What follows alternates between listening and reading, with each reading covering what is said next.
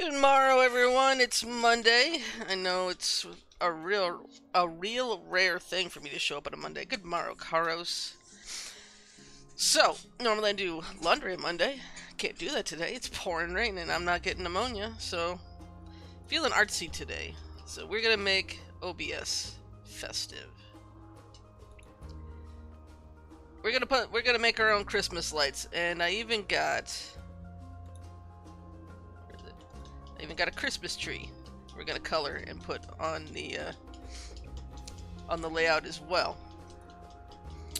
But if you're new here, like Carlos kind of is, I'm kind of weird when I do art. I like listening to stories, and most times they're of the paranormal, creepy, spooky nature. So if that's not your thing, that's totally fine. If that is your thing, you're in the right place. But that's how I do, because I've tried listening to music while I do art, and after a while it just feels so repetitive, and I hate my life.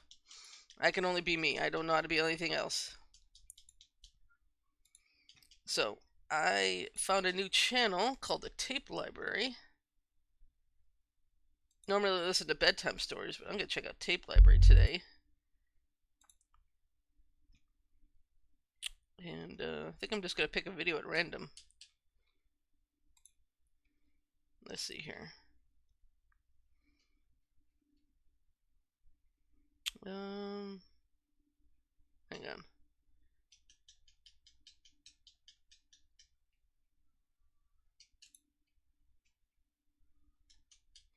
What's good to watch?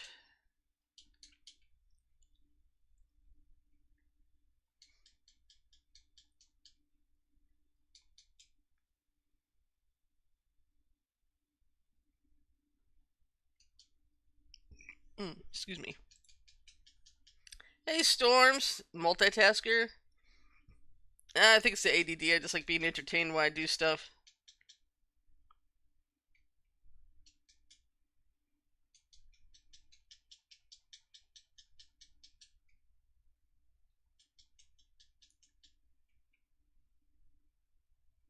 I'm trying to find a good one here, real quick. There's so many that are so good. I don't know which one to choose. I'm trying to pick a long one.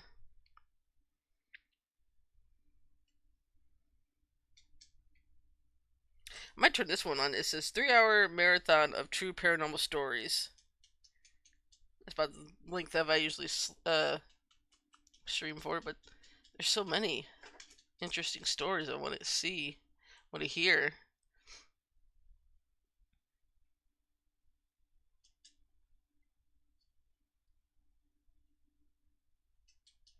It seems like his older content is like 20 minutes. I'll start with this one. This one seems interesting.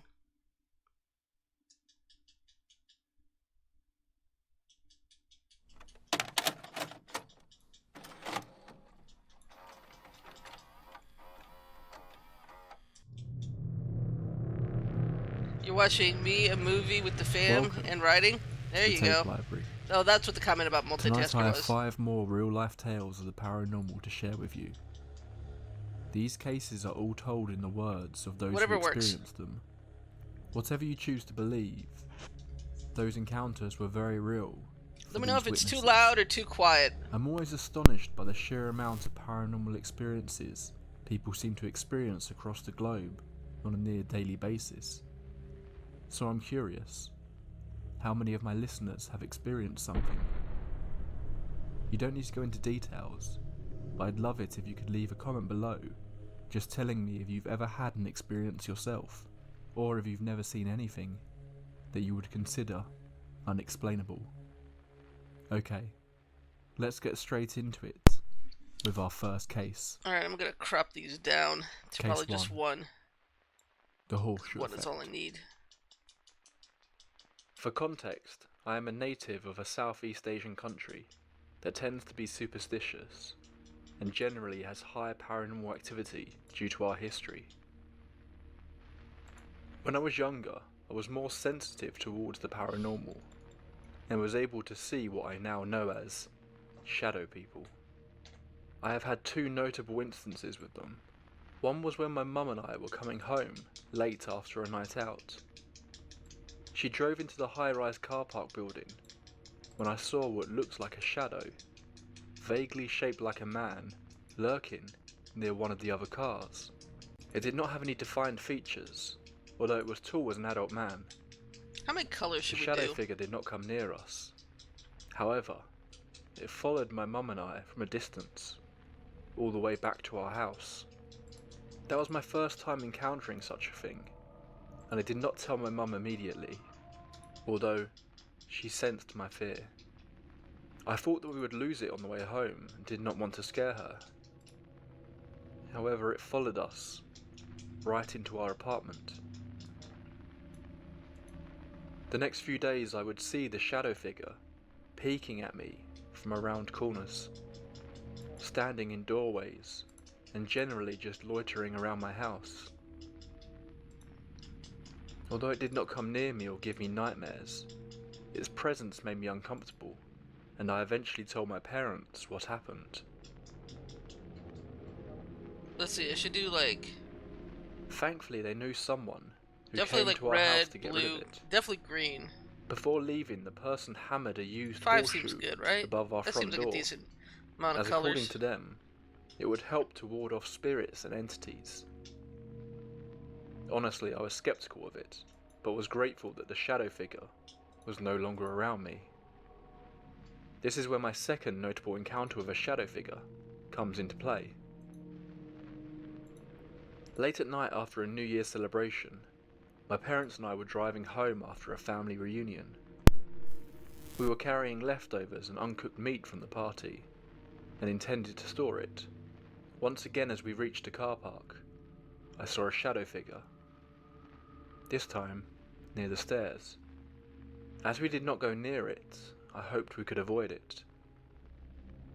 Unfortunately, as we got out of the car, the shadow figure came towards us and felt more threatening than my first encounter.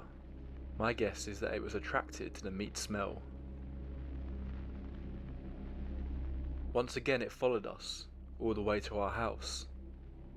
However, as I neared my front door, it slowed down. It did not pass through my gate like before. Instead, I saw it head towards my neighbour's door and pass right through it. Shocked, I told my parents what I saw, and we went to bed feeling unsettled. The next day, my mum spoke to our neighbour that the shadow person targeted. We learnt that their baby, who usually sleeps relatively well, was restless at night and was crying. My mum relayed the events that happened, and from what I know, they got their house blessed. It's been years and I have moved houses since those incidents. Despite that, I have a horseshoe above my door, as I literally saw its effects regarding spiritual safety. I have not had any entities in my house ever since. I hope this helps anyone going through something similar.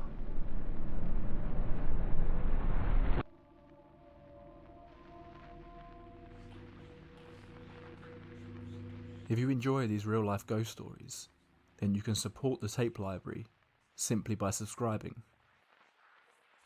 I'd also massively appreciate it if you shared this episode with any friends or family that you think might enjoy it. I really enjoy bringing you these stories, and hope I can continue doing so for a very, very long time with your support. That looks like a Thank good you. blue one. Now, let's get into case number 2. This witness is looking for some advice on how to deal with their friendly workplace ghost. So I'm looking for a bit of advice. To clarify, I work in the laundry room of a nursing home in my town that was built sometime in the 1940s, I think. I was a replacement for my best friend's grandmother, and my best friend's aunt is my boss. I started having experiences when I was done with my training and was left alone to do my job. It started out as small things. I like to keep the doors to the washer and dryer room closed, because I don't like having distractions, so I was completely closed off from everybody. People leave me alone, so I know it wasn't anybody messing with me. It started out with me standing in the dryer room, folding sheets or something, and I saw someone walk across the washer room, but I would have heard the door open. I looked up and nobody was there. Another time I was in the washer room. The two are connected by a door we keep open, and the door to the dryer room just opened on its own, and then slammed shut. I ran to the room and pulled the door open, and looked to my right into the maintenance room, where extra furniture, old clothes, my manager's desk, housekeeping carts and other supplies are kept. And there was nobody in there. There was also nobody on the other side of the hall leading out to the halls where the residents live. It couldn't have been the residents messing with me, because you have to put in a 5-digit code to open the door to the back, where the break room, kitchen, maintenance room and laundry rooms were. All the other housekeeping and kitchen staff had gone home for the night. Things started to escalate, and the ghost would mess with the machines in the laundry rooms. It would make the dryers turn off, and it would affect the washers, they wouldn't start. We have issues with them anyway since they're old, but I'd talk out loud and ask the ghost to please stop messing with my machines, and they'd suddenly go back to normal. I quickly found out that if I said hi to the ghost, who I've affectionately named Gale, when I first walked in, they'll leave my machines alone. But if I forgot, a ton of different things happened. I don't sense any malicious intent from Gale, which is a relief since I've had a lot of malicious ghosts that went after me in houses I used to live in when I was a child. Gale hasn't tried to follow me home, and I'm okay with them hanging around. I don't know their gender or their actual name. They don't seem to mind the name I chose for them, and I'll talk out loud to them because I get the feeling they're just lonely. I told them I'm perfectly okay if they hang around. Sometimes they get playful and will do things to scare me, and I just let them know they're freaking me out and ask them to stop, and they will. Just today, I stayed late at work to finish up some closing stuff, and my back was really hurting, so I lay down on the floor to pop my back and allow my back to rest for a minute. I looked up at the ceiling, and from behind my head, I can see the figure of someone standing over me. But it was gone when I looked. I just told Gale that I was okay and that my back was just hurting. They don't normally get that close to me. One time a couple of weeks ago, Gale got mad that I didn't say hi to them, and they shoved my laundry cart across the room when I wasn't even near it. And a draft from the vent wouldn't be strong enough to push those carts. I guess the advice I'm asking for is how to figure out Gale's real name and gender, without involving a Ouija board or anything similar like that. I personally don't like using them, since paranormal activity has always been prevalent in my life. I've been scratched and bruised, had things thrown across the room at me, and had the life scared out of me by ghosts in the past. Gale hasn't done anything to physically harm me, and he just seems to play small pranks. They seem to like it when I talk to them, but I want to know their real name and gender. But I don't know how to go about it. Any advice would be extremely helpful, and I appreciate any you guys are willing to give. Thanks in advance. If you would like to give this witness some advice, you can find links to the original posts below. If you have had an unexplainable experience, then I'd love to hear more about it. You can find my email in the description below. I try to read out everything I get sent, so please do get in touch if you have a story you'd like to share on the tape library. Okay, time for case number 3. When my mother was a little girl, she spent her early years in a remote area of Mexico. No electricity, no running water, and definitely no air conditioning. Due to so many people living in one small house, it wasn't uncommon for her and a few of her siblings to sleep on the porch.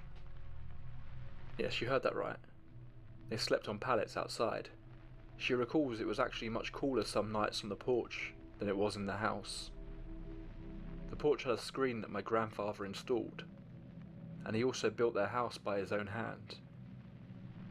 The closest neighbour was miles away, so from my understanding, the house was pretty much in the middle of nowhere. Now this is where the ghost story begins. My mum and 3 of her other siblings were the lucky ones who got to sleep outside every night.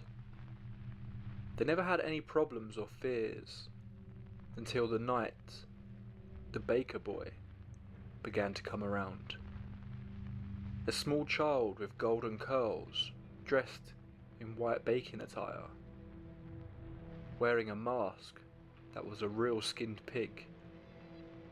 He would walk in circles around the house, reciting a certain phrase that my mum never really understood, because it wasn't in Spanish or English. At first they were scared, but over time they grew to appreciate his presence. It was almost as if he were walking around the house to protect them from whatever fate had maybe happened to him. They never knew who he was, or if he was even real, just that they would all see him. My grandpa never believed them and assumed they were all making it up to come inside the house, but they swore they weren't. It wasn't until over time an outline of his path began to show up around the house. Needless to say, they didn't stay in that house much longer, and moved before they eventually made it to the States. The strangest part is that before my grandpa died, he told my mum he had finally seen him. The blonde boy with the pig mask. 2 more tales tonight, but there's lots more on the way in the near future. Here is case number 4. A little backstory on my Maymore. She was in the 6th grade when she left school to go to work cleaning, basically a maid, for a rich family that lived in Williamson. She was raised hard, but was the best woman I've ever known. She instilled in me honesty, work ethic, and many other wonderful things. She left me in 2016, and I miss her. Here's a little piece of her and other mountain peoples for you. This story was told in our family when I was growing up. It used to scare me so bad. Anyway, my Maymore swore it was the truth, and she was not known to tell lies. And I should know because it was just me and her when I was growing up. Anyway, she was born and raised in a very rural and poor area of West Virginia. Her and her 7 or 8 brothers and sisters were very poor. Because of this, and because it was what many country people did, her father raised a garden. Now my Maymore nearly idolised her father, and would go with him the distance from their house to the garden spot. This required that they push a wagon with wooden wheels past their neighbour's house. My Maymore was terrified of the old woman that lived beside them. Maymore said she called her Aunt Kate. She was older and apparently had cataracts, because Maymore said her eyes were white. Maymore said this particular summer was extremely hot, and that she and her father had spent a good bit of time at the garden, tending the vegetables and picking what was ready. As they pushed this big wagon up and in front of Aunt Kate's house, the old woman came out and yelled, "Harrison," that's my great-grandfather's name, Give me some of them beans you got there. My great-grandfather responded, Kate, we worked hard for them beans, and we ain't giving them away. The old woman laughed, and said they would regret their decision. The two proceeded up the hill to their home, and went about chores and other required duties. Mamor said that she thought nothing more of it, until it was time to sleep. According to my Mamor, with so many kids, some shared the bed and some on the floor, where they slept with minimal coverings. Mamor said she was drifting off to sleep, when she heard someone, or something, walk towards the room where she was sleeping. Knowing the sounds of the home, she did not recognize who or what it could be. Mamor always talked about how her father would tell them stories to scare them into being good. Due to this, she was very easily scared. As the walking got closer, she reported covering her head and laying still, terrified of who or what was standing in the doorway. Mamor reported that whatever it was would turn and walk out of the room and back down the hallway all night long. They're looking for Mamor beans. said she lay there all night, terrified and scared to take her head out from under the blankets. The next Alright, morning as the Kratos, sun arose, have a good one. the thing stopped.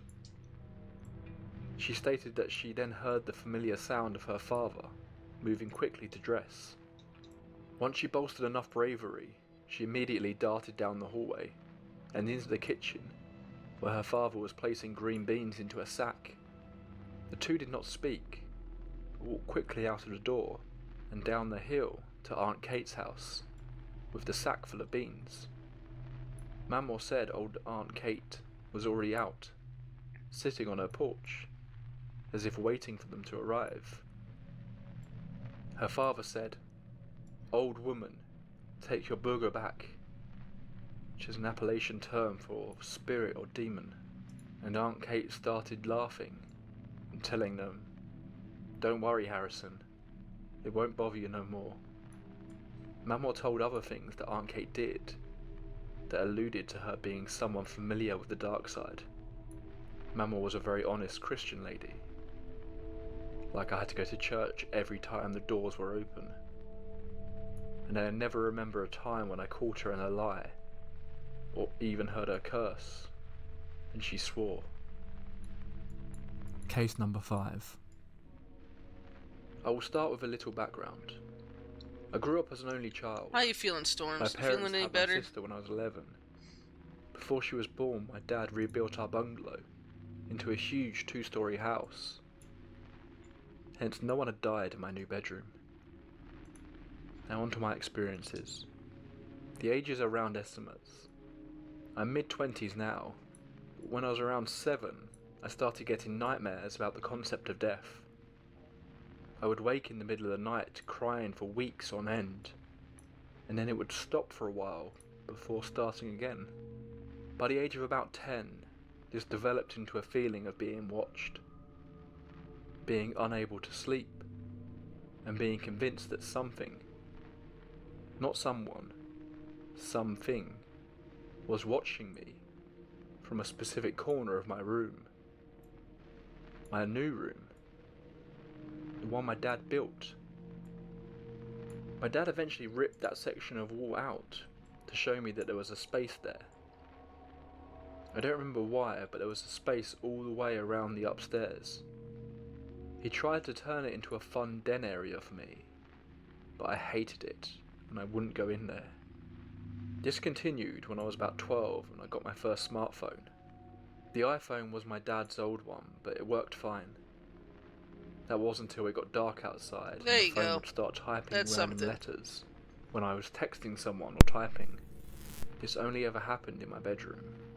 As soon as I went out the room, it stopped. I told my dad and he said it must be damaged, and he bought me a new one for my 13th.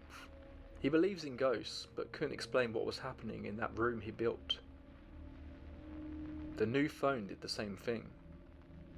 I thought I was going mad.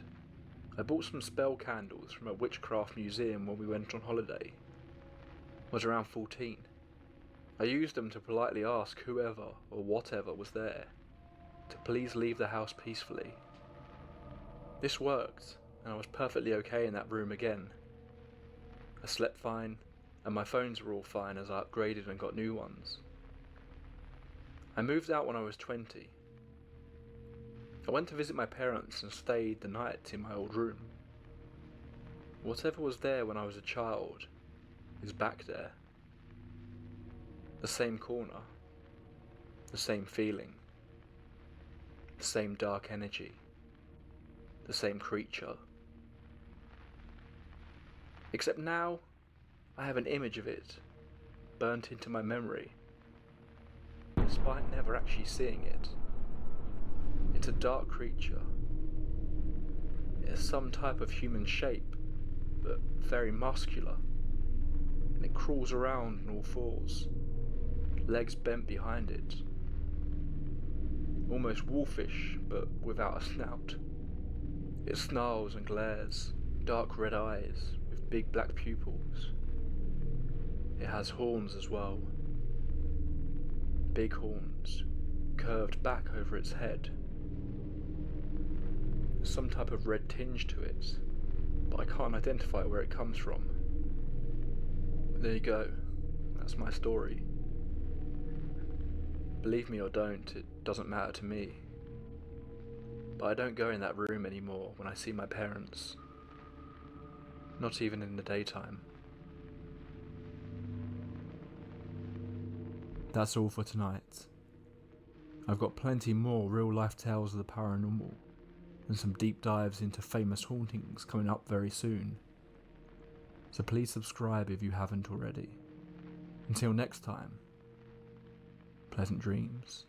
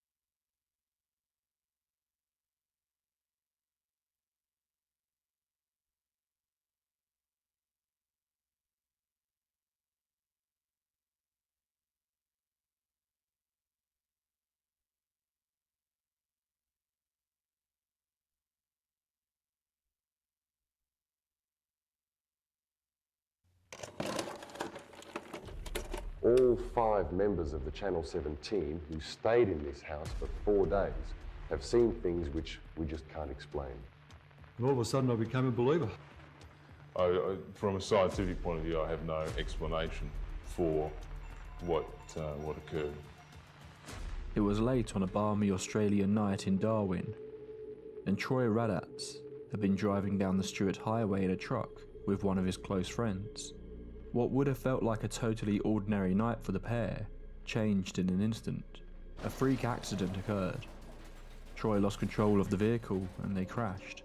What made matters worse was the truck was loaded with tins of paint thinner. The accident ignited the truck. The paint thinner quickly escalated things, and Troy and his friend both tragically lost their lives in a blazing inferno. Just weeks later, Troy's close friend Murph, a grizzled, heavily tattooed biker, was stood in his home staring at a message scribbled on his wall. The anger had been building in Murph for some time. The tragic loss of his friend had only made things worse. And then there was the strange stuff that he had been experiencing. He couldn't wrap his head around what he and his housemates had been witnessing over the last couple of weeks. But it was the messages that were really getting to him. First the words fire, skin, and help. all scribbled onto the walls. Then the word car, spelt out perfectly in neatly piled pebbles on the bathroom floor. All of the housemates had been close with Troy. All had been hurt by his death. They wouldn't pull such a cruel prank. And what's more, Murph knew that the other stuff they had experienced couldn't have been a simple joke. But it was this latest message that really made him mad. The name Troy spelt out on the wall in front of him. Whatever was leaving the messages had spelt Troy's name wrong. It wasn't him. Something or someone in Murph's home was attempting to imitate his friend, and he would not stand for this. Welcome to the Tape Library. I'm hoping tonight's tale will be a new one for most of you.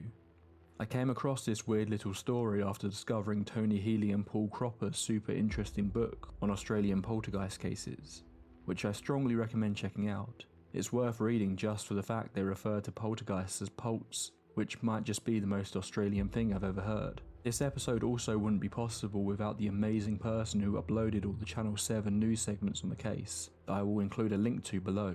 So let's get straight into tonight's creepy little tale. Get yourself a warm drink, dim the lights and get comfortable. It's time for a ghost story. This is the strange case of the knife-throwing poltergeist of Humpty Doo. Chapter 1. Throwing Stones. It all started on a rainy night in 1998, just outside of Darwin in the north of Australia, in the small town of Humpty Doo, a single-storey house that sat on a 5-acre patch of land, surrounded by a high fence. The only entrance was through the pebbled driveway that led to the garage. An iron roof extended out to cover a small laundry room and patio, and that was where 5 friends were sitting that night. The residents of the home, married couple Andrew and Kirsty Aguis, Dave Clark and his partner Jill Somerville, and their close friend Doug Murphy, or Murph as they called him. Tucked up inside fast asleep was Jill and Dave's 10-month-old daughter Jasmine.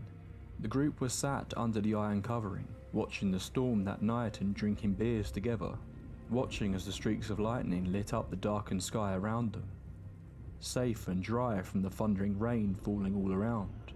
But then, something strange happened. A pebble flew through the air, landing in the middle of the group. There was a moment of silence as they all looked at the small object, but then another flew out of the darkness towards them, and then another. The group all jumped up. Someone was clearly on their property, and they were not happy. They began by shouting out, asking who was there, but all they were met with was the sound of the rain and a crack of thunder, followed by another pebble being thrown at them. They quickly rushed out into the rain and in the direction of the pebble drive, searching throughout the entire grounds that surrounded their home, shouting for whoever it was to show themselves. But while they could never find anyone, the pebbles kept coming. Accepting defeat, the group retreated inside, soaking wet, annoyed, but puzzled by what had just happened. But this wasn't the end. The events were about to get a lot stranger. Once inside, pebbles continued to be thrown at the group, although now they appeared to be falling from above, landing on furniture and heads as they seemed to almost be appearing from underneath the ceiling. This wasn't possible. The 5 friends were baffled as to what was going on. When one of them picked up one of the pebbles, they recognized that they seemed to be the same pebbles that lined their drive, but there was a weird detail. The pebbles were totally bone dry. They were also strangely warm to the touch. They assumed that somehow the pebbles were falling from the loft, so they grabbed a ladder and opened the hatch to go and look up there. As soon as they did, multiple pebbles fell down onto them from the hatch, but they couldn't figure out how the pebbles had gotten into the loft, nor why they appeared to be falling through the ceiling. It was almost as if the pebbles were somehow just passing through the ceiling, as though it wasn't even there. The group regathered, all unable to explain what was going on. They tried to talk through what was happening, trying to make sense of it, but as they did, other items appeared to fly through the air into their direction. This continued throughout the night. Batteries, tools, broken glass, and most disturbingly of all, a kitchen knife. All went flying through the air at random points of the evening. crashing into walls, and at times narrowly missing the residents. This continued for several days. There would be long periods of nothing happening, when suddenly an item would appear to fall from the sky, out of nowhere. What's more, their belongings were beginning to be destroyed in the process. A CD player was smashed into pieces as it was thrown to the floor. Windows and cabinet doors were broken as objects were thrown at them. This came to a peak one Saturday night when so many pebbles fell to the floor, it made the inside look like a hailstorm. Mattresses were upturned when no one was in the room, something that would become a common occurrence throughout the following weeks. Appliances were thrown from the kitchen shelves. But the residents weren't really scared of what they were witnessing, more fascinated by it all. There was something that happened that night though, that changed their view on it slightly. It was when the sound started. They could hear, from what sounded like it was coming from inside the walls, scratching. Like something was trying to get through the wall, desperately trying to break out. One resident said that night they didn't sleep at all. The sound of the scratching was heard right by their heads, as they lay in their beds, tormenting them as they tried to rest. Weirdly, the scratching was the thing that really scared them. It made the entire thing feel more sinister, and they began to have serious thoughts about leaving the home. But they had nowhere else to go. Leaving would have to be the last resort, so first, they would try and get some help. He sent a Greek Orthodox priest around, and he was a full-on one of these exorcist blokes, and he was doing his exorcist thing in Greek or Latin or whatever it was. Chapter 2. 3 priests walk into a haunted house. It sounds like No the one in beginning the of a house joke. was 3 particularly priests walk into a religious. haunted house. But as is so common in these circumstances, their first step was to turn to a church. Within moments of Father Stephen de Soez of Darwin St. Mary's Church entering the home, Alright. a kitchen knife flew towards him, narrowly missing That was his the hard chest part. when it appeared to almost just stop in midair, mere centimeters from the priest before dropping to the floor. It was quite the welcome for the priest, who instantly took the entire thing a lot more seriously than he may have previous to arriving. He stated there was no one in that position to have been able to throw the knife, and he knew that this was not a case of mass hysteria or a hoax. He Is this did how have you're a going to be theory for the about next what was few happening hours, though. Knox? The priest believed that someone in the house was a natural medium, even if they weren't aware of it, I'm checking your and feet. that had drawn some sort of spirit to the home. He conducted a ritual that he claimed Nope, would this stop foot the is mine spirit now. from being able to harm anyone, Nope. although he did state Nope, that if this I'm keeping were it. actually a poltergeist, then spiritual intervention might not be able to stop it, as it rarely did. Also, as it was likely drawn by a specific person, leaving the home likely wouldn't help. For 3 days, the father's prayers calmed the activity, but then it all came back. Objects were once again being thrown at the residents by the invisible presence in their home. Well, but Next, you're perfectly Humpty Doo's capable of parish drinking water. I priest, saw you Father do it. Tom English, attempted to help. He visited the home 4 times and witnessed the flying objects from his very first visit. He claimed a pistol cartridge came flying out of an empty room towards him, Oh, that's not which good. it was hard not to see as a threat. Father Tom admitted this was not the sort of thing he was used to dealing with, but he did want to do what he could to help the group, so he blessed the house anyway, even if he maybe wasn't 100% sure What? that this would have the desired effect, and it didn't. Instead, the priest seemingly enraged the entity this time around.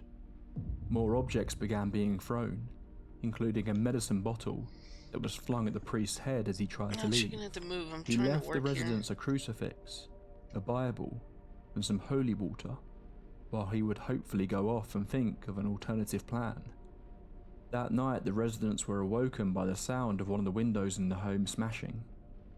The Bible and cross that Father Tom had left were thrown to the floor, and a vial of holy water cracked and spilled out over a shelf. The entity had shown exactly Look, there's what a it lab you thought can of get Father into if you Tom's wish. attempts to contain it. In fact, over the following months, What? they would discover that attempting to even speak words from the Bible in the home would simply piss the entity off. Next, a Greek Orthodox priest visited. He set up an altar on the kitchen table and went room to room blessing each space. Again, the entity was not happy about this. The residents witnessed something invisible attempting to wrestle the What, little Bible man? from the What? priest's Come here. hands as he Come here. tried to bless the rooms, twisting his I arm know you're an backwards art as it kitten. did so. The priest attempted to continue, but over time it Let's not became nuzzle too the much camera. for That's the for man. later. Eventually the priest fell into a seat, soaked in sweat, Come on, lay down. claiming he had never can't see my encountered anything screen. like this. The Come spiritual here, come didn't here. seem to be the way to control here, whatever was Come infecting here. the house in Humpty Doo. Let's not move the camera. Chapter 3. Messages from Beyond. There you go. There you It was go. virtually impossible to Hi, tell when the yeah. poltergeist would act, I got you. often going got days you. between anything happening. Other times, incidents were happening minutes after one another. Despite glass and knives often being thrown around, no one was ever hurt. Strangely, the only room that was never affected was the young girl Jasmine's room. It almost seemed at fine. times that whatever was doing fine. this You don't have to wasn't jump actually up. trying to harm them, more that it was trying to get attention. One of the things I love about this story is the reaction of the residents in the Alright. home. These were serious, hard-nosed, Fussy one. working-class Australians, and the way they saw it was that they were there first. They loved this house and loved living with one another. They weren't going to let whatever this was chase them out of their home. They were going to fight. Plus, for most of them, beyond the creepy scratching sounds at night, they found the entire thing more fascinating than scary. This changed though when the messages began. You laughing at Knox? Words would appear on the walls or floor, either written in marker pens, Scrabble tiles, or even in neatly arranged piles of pebbles. The most disturbing of which was a series of words that spelled out fire, skin, car, help, Troy.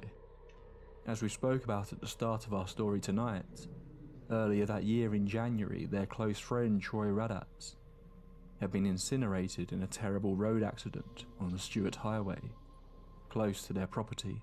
The first stones began to fall shortly after this. It was almost impossible to think that these messages weren't referring to that, but the residents rejected the idea that this was Troy somehow doing this from beyond the grave. It couldn't even spell his name correctly, for one thing. They became so angry at the idea of this thing pretending to be their friend, they started shouting and swearing at it to stop pretending to be Troy, and it worked. All references to their friend stopped after this foul-mouthed rant at the spirit. They couldn't help but notice at times that the entity would appear to be listening and play on things that they were discussing, something that became more apparent when a friend visited. On March 20th, a local schoolteacher called Annette Taylor and her partner were visiting the house when she saw a large crucifix and trident had been created perfectly out of piles of pebbles on the floor. Her partner, Lloyd Green, said it was so perfectly constructed that it would have taken someone hours to create. It would be impossible for it to be put together in the moments between people walking through the hall that it appeared in. Dave crouched down to touch the pebbles, and they flew everywhere, crashing into the walls so loudly it woke the baby, who started crying. Later that day, Annette apparently drew the attention of the entity, who began pelting her with rocks and other objects throughout the day, even at times reporting that she saw objects just hovering in the sky. She spoke to the others about how the phenomenon of poltergeists in her native Maori tradition, stating that while scary, these beings don't normally hurt people. As she said this, I'm gonna have to step a away pair real of quick pliers and deal floated with through the this air towards her young son, very chatty kitty who was sitting next to her. who wants probably She water. ripped them from the sky before it could hit him. I won't be gone. As she did, Hopefully the too long, pliers if collided he's- with her wrist, depending leaving a on how nasty swollen finicky and he bruised is. arm after the fact. But I'm gonna Annette let became the the first person to actually be let the story harmed by the continue flying playing. objects. Alright, Seemingly, the back in a entity couple didn't minutes. like that she seemed to be implying You got any that it last was things you want to say, little harmless. man? One of the strangest reported incidents Now's your chance. seemed to Mike's explain the yours. manner in which the pebbles were being administered. One night after an evening of high activity, Nothing? the residents Nothing at went all? outside to find one of the You just, like, cars in that interrupting? outside bar covered in a layer of pebbles. They could see gaps on There the you go. drive where it appeared the pebbles had been hoovered up from, seemingly confirming that the pebbles were coming from their drive at least. One afternoon, one of Murph's friends was over enjoying a beer. Murph had popped inside the home, leaving his friend outside for a moment. Murph's friend claimed that he saw a small, black, spherical-looking object, about the size of a fist, move through the driveway. It passed him and went up into the roof area of the house. He said it appeared to have a long stream of pebbles floating behind it, almost as though it was collecting them and taking them up to the loft. Chapter 4: The Media. Initially, the residents only spoke to friends and the priests about what was going on, but after 7 weeks, the local Litchfield Times heard about what was going on, and on March 27th, editor Jack Ellis and 2 reporters came to visit. Jack said that upon arriving in the home, he heard a rattle from above, before being pelted with pebbles. All the residents were in the room and in front of Jack, so he said there was no way they could have done it, before happening again just moments later. This story, combined with an appearance on a radio station by Father Tom, led to numerous media outlets contacting the residents. And that is when the Channel 7 news show Today Tonight got in contact. They wanted exclusive access to the home for the foreseeable future. The residents were to gain 2,000 Australian dollars for it, but the main reason for agreeing was so they could A. stop the barrage of media requests they were getting, and B. invite a television crew in, who may be able to capture the phenomena on video. Greg Quayle of Today Tonight on Channel 7 arrived at the home on April 4th with a 4-man crew and a freelance journalist named Max Anderson. He initially only had 2 cameramen, but decided to recruit 2 local camera operators to increase his chance of capturing something on video. They went in with the assumption what they were walking into was a hoax, and were planning to try and debunk it. Almost instantly, they witnessed objects being thrown when no one was around. They spent 5 days and 5 nights at the home, searching for any possible explanation, checking the structure of the building for holes in the roof or ceiling the objects could be falling from. Initially, they kept Max Anderson away from the home while they did their initial investigations. They were confident with 7 cameras and 5 people keeping an eye on things, they would be able to get to the bottom of what was happening. But they saw nothing that could account for what was happening. Quayle said that after just 2 hours in the home, his skeptical take on the events faded away. After enduring an onslaught of flying scissors, stones, knives, broken glass, and even bullets, it was hard to say that this was a hoax. All of them saw stones just fall onto tables they were sitting at, glass randomly smashing against the walls.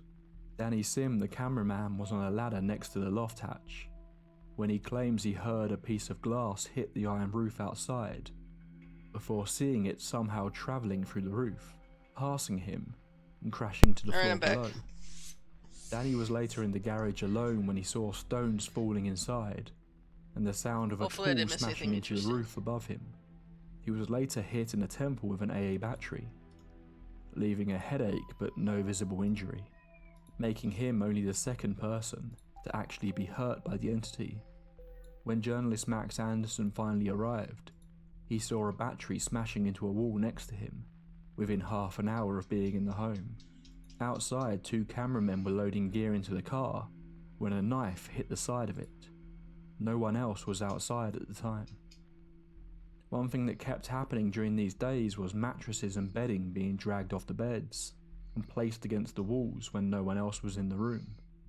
But despite witnessing all of this, Quayle and his crew were growing increasingly frustrated that they couldn't seem to capture any of it on camera.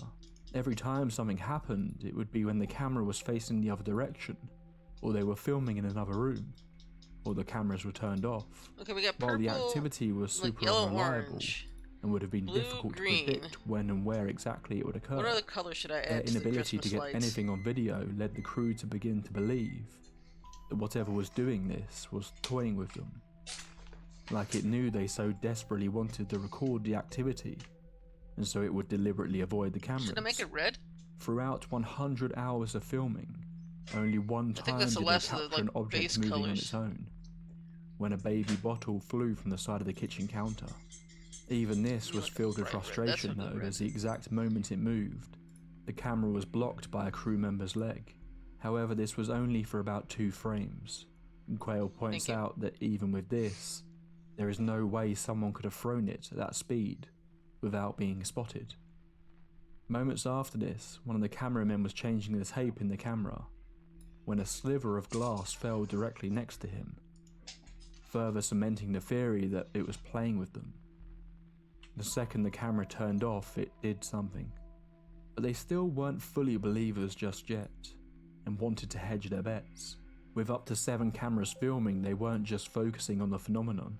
They wanted to keep tabs on all the housemates, desperately trying to catch one of them faking the events, but seemingly, at the time at least, they never did. One day when everyone else had left for work, Greg Quayle asked Kirsty to stay out of the house. They locked everything up but left 5 cameras recording inside with everyone gone. The cameras recorded until the batteries died.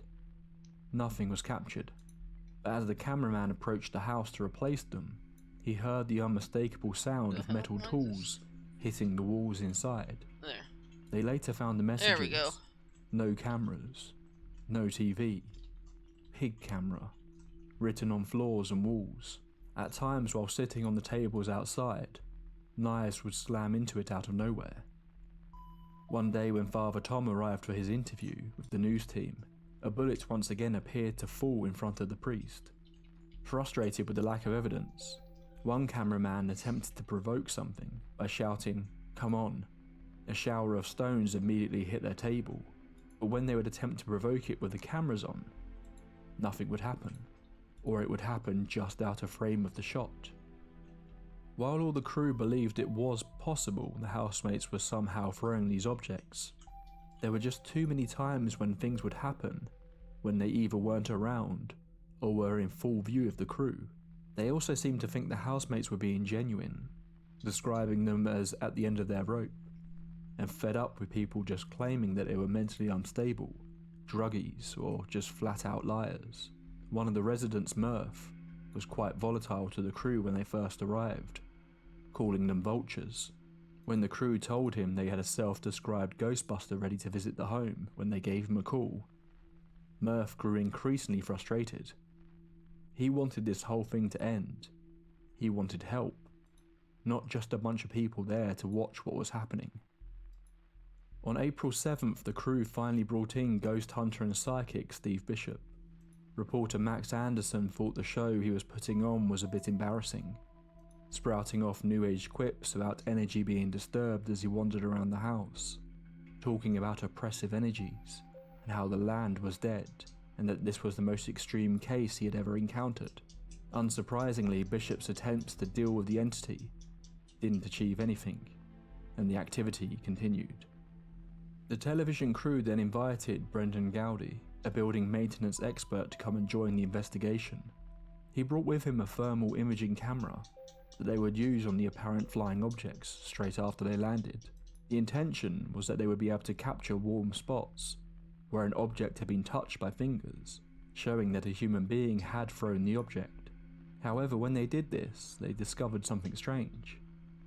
The objects did show heat on the camera, but all of the thrown objects would be warm all over, in a uniform manner.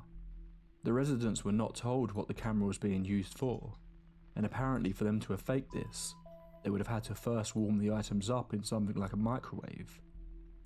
This also backed up the earlier claims that the objects were warm to the touch. While this wasn't exactly concrete proof that what was happening was real, it did at least add an extra layer of mystery to the proceedings.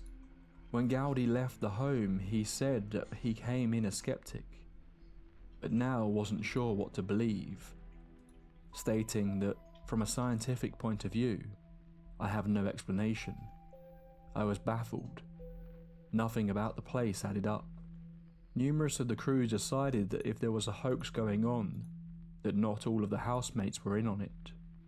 The most likely culprit would have to be Kirsty, as she was the one who was around the most, but they never did catch her in the act of faking anything, and they also reported incidents when she wasn't around. On April 9th, the television crew left, disappointed by their lack of concrete evidence, but all had become firm believers that something strange was going on in Humpty Doo. When they met with their chief editor back in Sydney, the entire crew were clearly shaken by what they had experienced. While they went through hours of footage and were unable to find anything concrete, the audience loved it, and the segment performed very well when it was broadcast later that month. Shortly after the broadcast though, a new piece of footage was sent over by the two local cameramen who had stayed at the house a little longer than the Channel 7 team. The evening after the team had left, numerous items had been thrown around again, and the team set up a camera to try and capture it. Kirsty was standing behind the camera, ironing clothes. The camera was pointed towards the doorway of one of the rooms, with a cabinet on the right side of the frame. In the reflection you can just about make out both Kirsty and the cameraman, when suddenly a plastic pot lid flies into shot, hitting the doorframe. Jill walks into the room asking what just happened, as Jared the cameraman excitedly claims he got it. I'm a little unclear of the timeline of events that happened here. Watching the Today Tonight segments, this clip appears to be used a few times, with the suggestion that it points to a possible hoax, but they only fully state this in the final segment, whereas the Hurley and Cropper book makes it sound like they made the discovery of something amiss in the footage almost straight away. One of the editors noticed some movement from what they believed to be Kirsty in the reflection, right as the object flew into view. The crew had filmed with 18 eyewitnesses who all claimed it was true, but now the pressure was put on Quayle by his bosses to use this clip to debunk the whole thing. They shot a subsequent interview with a spokesman from Australian Skeptics, and then apparently started badgering the residents with calls, asking them to explain themselves. Apparently on the phone, Kirsty admitted to hoaxing the whole thing. The news show then ran a brief segment where they declared the haunting a hoax, and that was the end of Humpty Doo in their eyes. The residents were once again on their own. Chapter 5. The Poltergeist Experts. Paranormal investigators and writers Tony Healy and Paul Cropper had heard about the Humpty Doo haunting when Father Tom English had given a rather excitable interview on the radio about what he had witnessed there. They had spent several months at this point gathering together poltergeist cases for an article for the British magazine Fortean Times about Australian poltergeists, and after hearing about what was going on in Humpty Doo, they needed to get there. They had been delayed from getting involved though by the Channel 7 team's deal to film in the property. They were frankly baffled by how quickly the team was happy to declare the entire thing a hoax, despite being so convinced during most of their coverage of the events in the house. Healy and Cropper also viewed Today Tonight as tabloid journalism, and that they likely hadn't done a good job of covering what was going on. The pair finally arrived in Humpty Doo on April 25th. They first met Andrew and Murph, who unsurprisingly after what they had just been through, weren't really thrilled to be inviting more people into their home. Healy and Cropper spoke to them about other Australian poltergeist cases, and how there were similarities to what the residents were facing. This brought their guard down a little bit, as they began to believe the pair were actually there to help them. They felt the television show had made them look like a group of drunken layabouts. The Healy and Cropper described them as strong-minded, hard-working people who seemed to genuinely believe what was going on, and were furious about how they had been portrayed in the final television segment. Kirsty also explained she hadn't exactly said it was a hoax on the phone.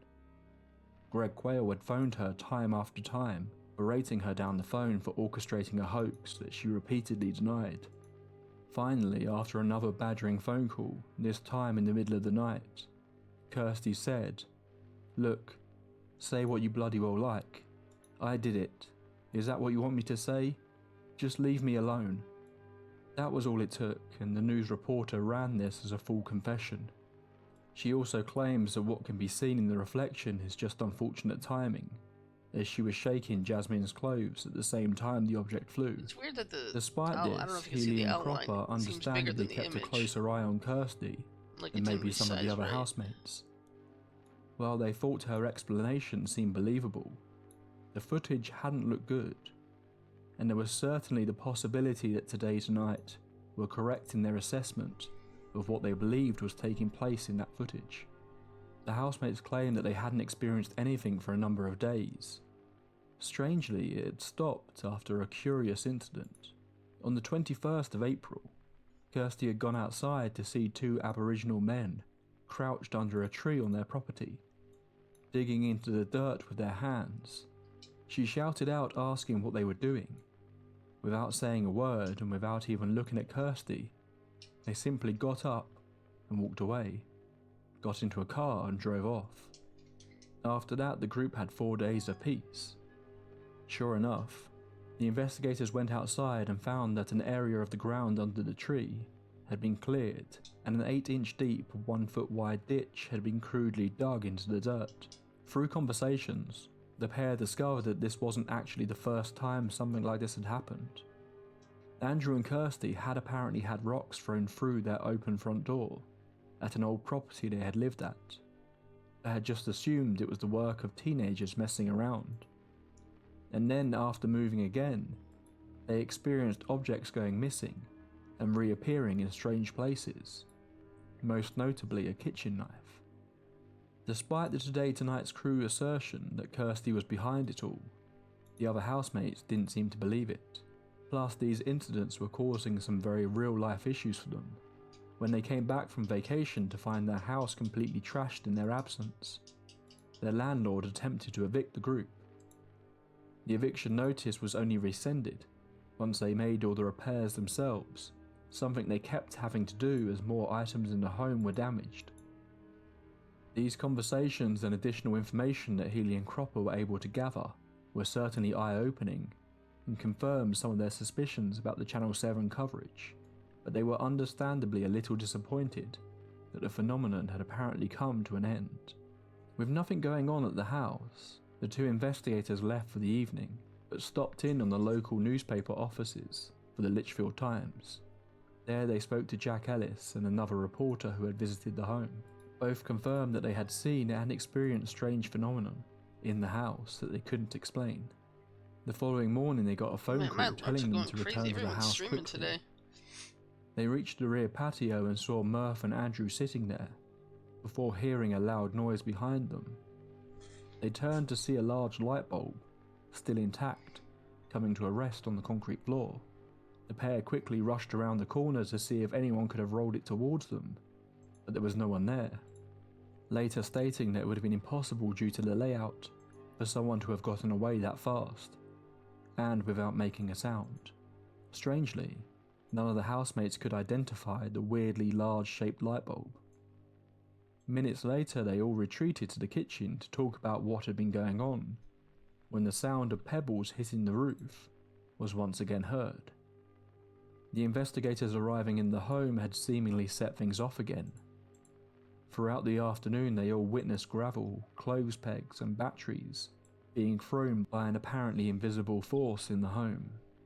Eager to see more, the pair stayed in the house overnight, but the evening was uneventful.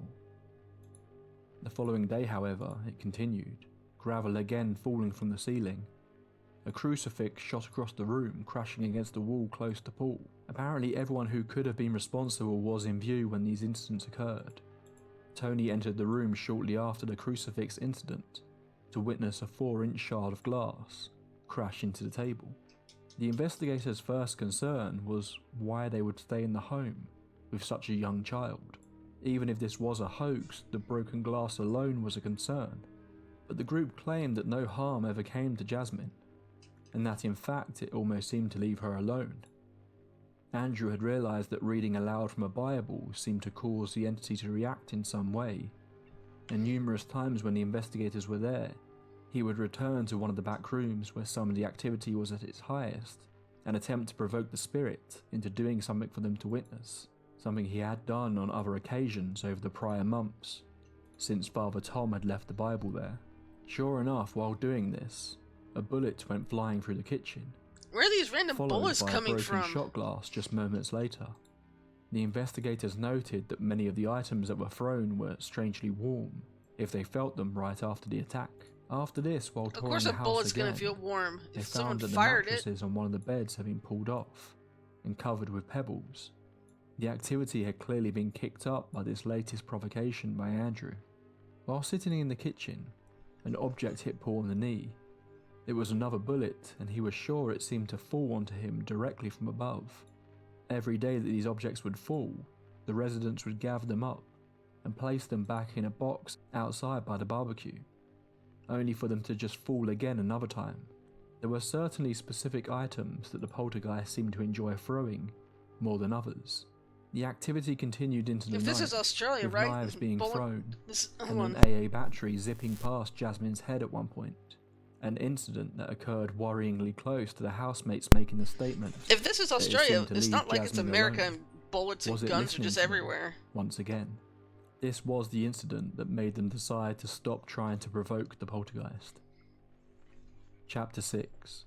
Explanations and Chapter 6. accusations. Where are these ghostly bullets coming One of from? the possible explanations made for how they were faking this was by taping Maybe they're being haunted objects by to an the ceiling American. fans and then to turn the fan on. Eventually the object would fall off. Because of this, both the investigators and reporter Jack Ellis had all inspected the fans and had them turned off at times to see if this was the cause. Furthermore, they attempted to recreate this, and the trajectory of the objects flying just didn't match at all. It was also quite a disturbing thought that the parents of this small child would be willing to have a knife or other dangerous objects attached to a fan, ready to fly off into the room at an unknown time. These accusations were made by Simon Potter of the Skeptics Association, who had quite smugly, in the words of Healy and Cropper, appeared on TV Not entirely. to If suggest the American this theory, died in and was Australia. very happy to declare the whole thing a hoax, which obviously enraged the housemates, who seemed to be quite happy themselves to beat the man up if they ever saw him again, clearly offended by the pleasure he was taking in calling them liars and suggesting they would endanger not just the child, but one another, just to make a haunted house hoax. Simon Potter apparently then complained that he was not allowed to visit the house after making these statements, and didn't understand why. During their stay at the house, the investigators met another journalist who had come to investigate the property. Much like many others, he came in convinced the whole thing was a hoax, but wanting to get the residents' side of the story, not just the Channel 7 version. But by the time he The hell? left, he What was a happened to firm the believer, saying, Background. Why did it? "It really is happening, isn't it?" Again during this time, stones, knives, and even a pair of scissors Oh, there it were is. launched around rooms totally unexpectedly. Numerous of these incidents occurred when others were out of the house, and the few people that were there were within eyeline of the investigators and journalist. There seemed to be no way they could be faking this. And what's more, if the fan theory were to be true, items seemed to fall as comments were made about the haunting, almost in response to them. Over the course of the few-month period, numerous priests, friends of the residents, investigators, and reporters all claimed to witness these events. Most went in with the intention of debunking a nonsense story that these people were conjuring up, and almost all came out believing what they were experiencing to be true. Years later in 2011, Healy and Cropper actually got to interview Greg Quayle. He backed up his claim that Kirsty had confessed to faking it, and that she said she would even do an interview later down the line to explain why and how, but she never did. However, despite this, he apparently thinks there was something going on in the home. He believes that Kirsty had in fact faked that one incident, but they witnessed so much that they couldn't explain, and that he believes is unexplainable. But when Kirsty faked that moment, the pressure from his bosses came down on him. He had no choice but to call her out for it, in an attempt seemingly to give the camera crew what they had so desperately wanted to capture organically. She had ruined the credibility of the investigation, with Quayle saying, "Crazy shit happened. We had all that stuff, but that woman undid everything. We busted her on tape cheating. With that one incident, she's blown the whole story." Jared, the cameraman who captured the plastic pot incident, still believes that it wasn't Kirsty, stating that stuff was flying everywhere that night, and that he doesn't believe that from the angle she was standing behind him, she could have thrown the pot where it landed. After inviting Healy and Cropper into the home for those few days, the residents seemingly decided that talking about what they were experiencing wasn't worth it. People were seeing them as a joke after the television show, and no one seemed to be able to stop what was happening.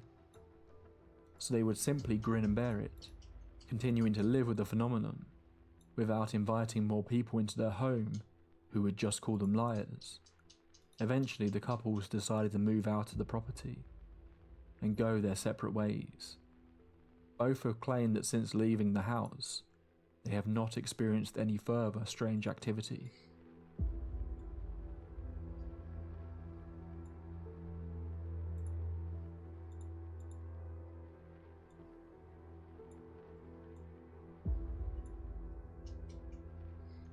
So what really happened in Humpty Doo? The most common theory that is often spouted about poltergeists is that they are not exactly ghosts. Instead, many believe they are manifestations of some sort of psychic ability that someone in the home is causing. Oftentimes though, that person is completely unaware that they are the source of the phenomenon that is taking place. If this were true, could it have been Kirsty, the person who seemed to be present the most when this activity was taking place? Or could it have been Murph, a man who was described as full of anger by everyone that interacted with him? A man dealing with the brutal death of a close friend. That feels like a lot of negative energy to be carrying around, if you believe such a thing is possible. There was also the strange incident with the Aboriginal men digging something up from the property, leading to speculation that whatever they were looking for was the source of this strange activity. Of course, there is also the idea that this was in fact the spirit of their deceased friend Troy. But the housemates all refused to believe this, not understanding that if this was actually their friend, why he would want to be terrorising them in this manner. It's also hard to dismiss the footage of the plastic pot flying with Kirsty's arm moving, and the fact that even with attempting to do so for many hours, no one was able to capture footage of the activity on camera, meaning it is still very possible that so many people were in fact tricked by a very clever prank being pulled by the housemates. But could it have not been about the housemates themselves at all? Could it have been the house itself? Healy and Cropper's chapter on the haunting does have one final nugget of information about the home. A woman by the name of Irene Winters was tasked with cleaning the house before the residents moved in. She described the place as having a horrible feeling throughout. She would frequently report that it felt unnaturally cold despite the warm Australian summer sun beaming in. Doors would open and close on their own, and one day she arrived at the property to let a tradesman in to fix the place up. He stayed in the house for only a few minutes before practically running out of the place terrified, with no explanation. Another person who had lived in the property as a child had reported the same phenomenon of doors opening and closing on their own. There was also the strange fact that the house was available to rent at all. The owners of the property have never spoken publicly about the events that took place there, but the residents always thought it was strange that the family who owned it chose to live in a tiny tin building further down the road with their 5 children, rather than the spacious home they also owned, with plenty of space for their family. Why didn't they want to stay in that house in Humpty Doo? That's all for this entry into the tape library. I've got a little request for you all that made it this far into the episode. I often see comments where people complain that the same topics get covered on a lot of paranormal and mystery channels. However, as a creator, I find that covering more well-known cases tends to perform better. As far as I can tell from a brief search, no other large horror channels have covered this case. So if you enjoyed hearing this more obscure story, then please click like and leave me your thoughts about the case in the comments, and maybe even share this video with others. I love covering these lesser known stories, and the more successful they are, the more of them I can include in the tape library. I'll be back very soon with some more creepy real life horror stories. So until next time, there's nothing left to do but thank the wonderful supporters who keep the lights on at the Tape Library Archive. Our Tape Library archivists Umiko Grimm, Tracy Torello, Sandy Lusk, Restock1731, Mira, Judith Hacker, Gabrielle, Eric Salas, Destiny M, Ash Loves Books, Alex O'Neill, Adeline, Peter McCann,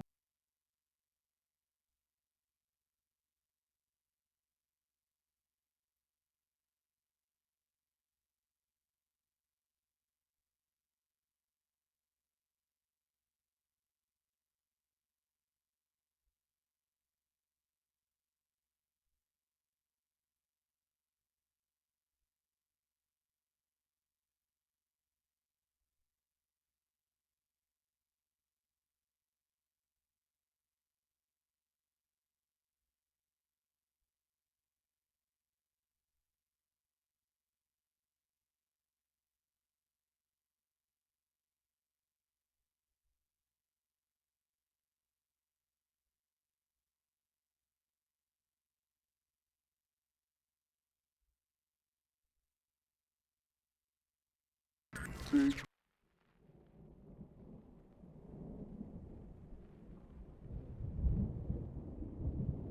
both looked at each other. We said, I forgot I was "Hey, muted. this isn't right." I mean, I got sick. My wife How you liking got these sick, stories, my Storms? daughter, everybody that lived here got sick.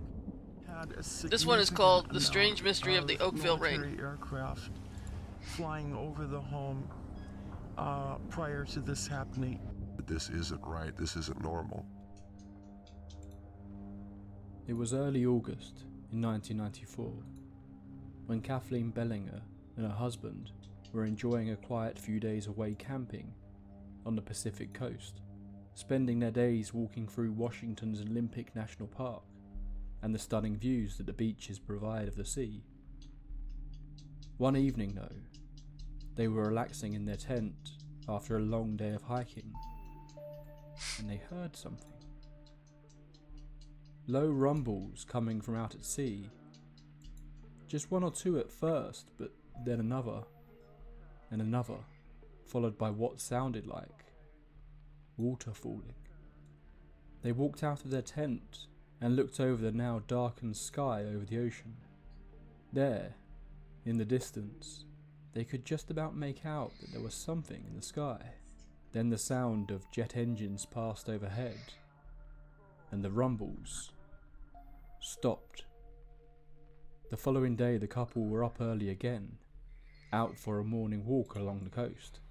After the strange sounds the night before, they had been forced to remain in their tent after a strong rainstorm hit, but then the clouds had parted and the sun was out. They walked down to the beach, towards the water, when they noticed something odd. There were crabs washed up on the beach. Not something that feels that unusual, right? But there were hundreds of them, and none of them were moving. The couple approached closer still and realised that all the crabs that had been washed up on the beach were dead. But there was something else around the crabs, washing up alongside them, with each lap of the waves.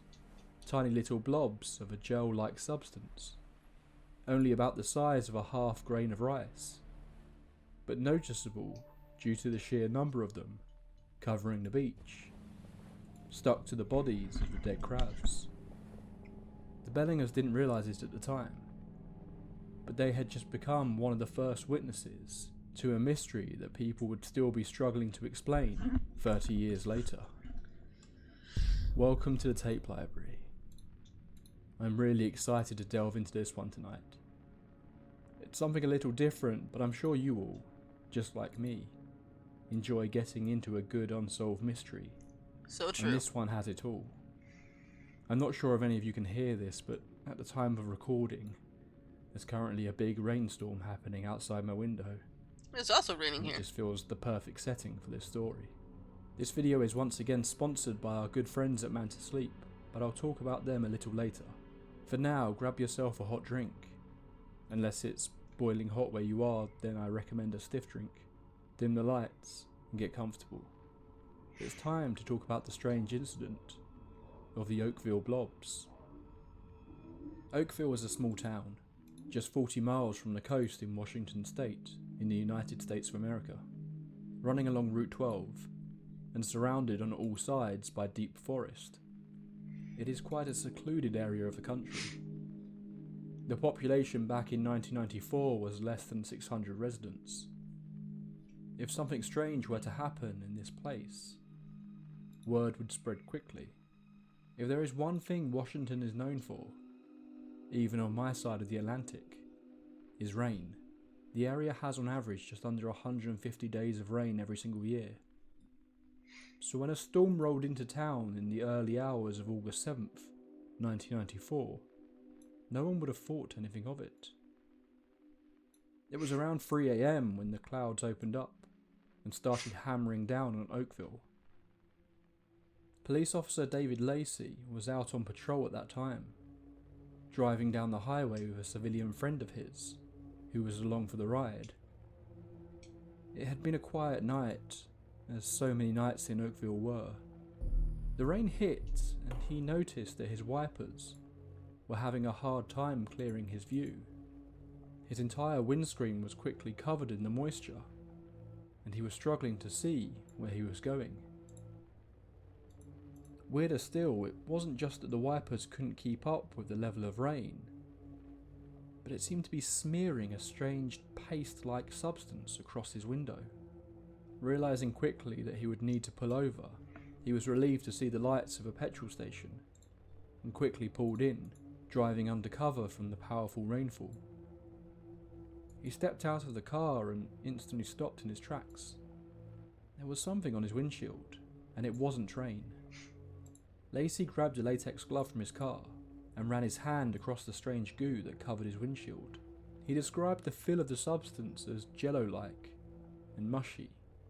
He glanced out into the night from the cover of the station, and he could see it, all over the floor of the street. Whatever this was coming down with the rain. It was in the early hours of the morning that congressional spokesman Bill Dunbar got a phone call from an Oakville resident who claimed that blobs were raining from the sky. Being it was 4 in the morning, he simply dismissed it as a hoax. But then another phone call followed, and then another. Residents were concerned that something strange was falling from the sky. At the same time, Sunny Barclift had been asleep when she was awoken by the sound of rain hitting her window. She had moved to Oakville just a few years prior to spend more time with her mother Dottie, who owned a farm in the area.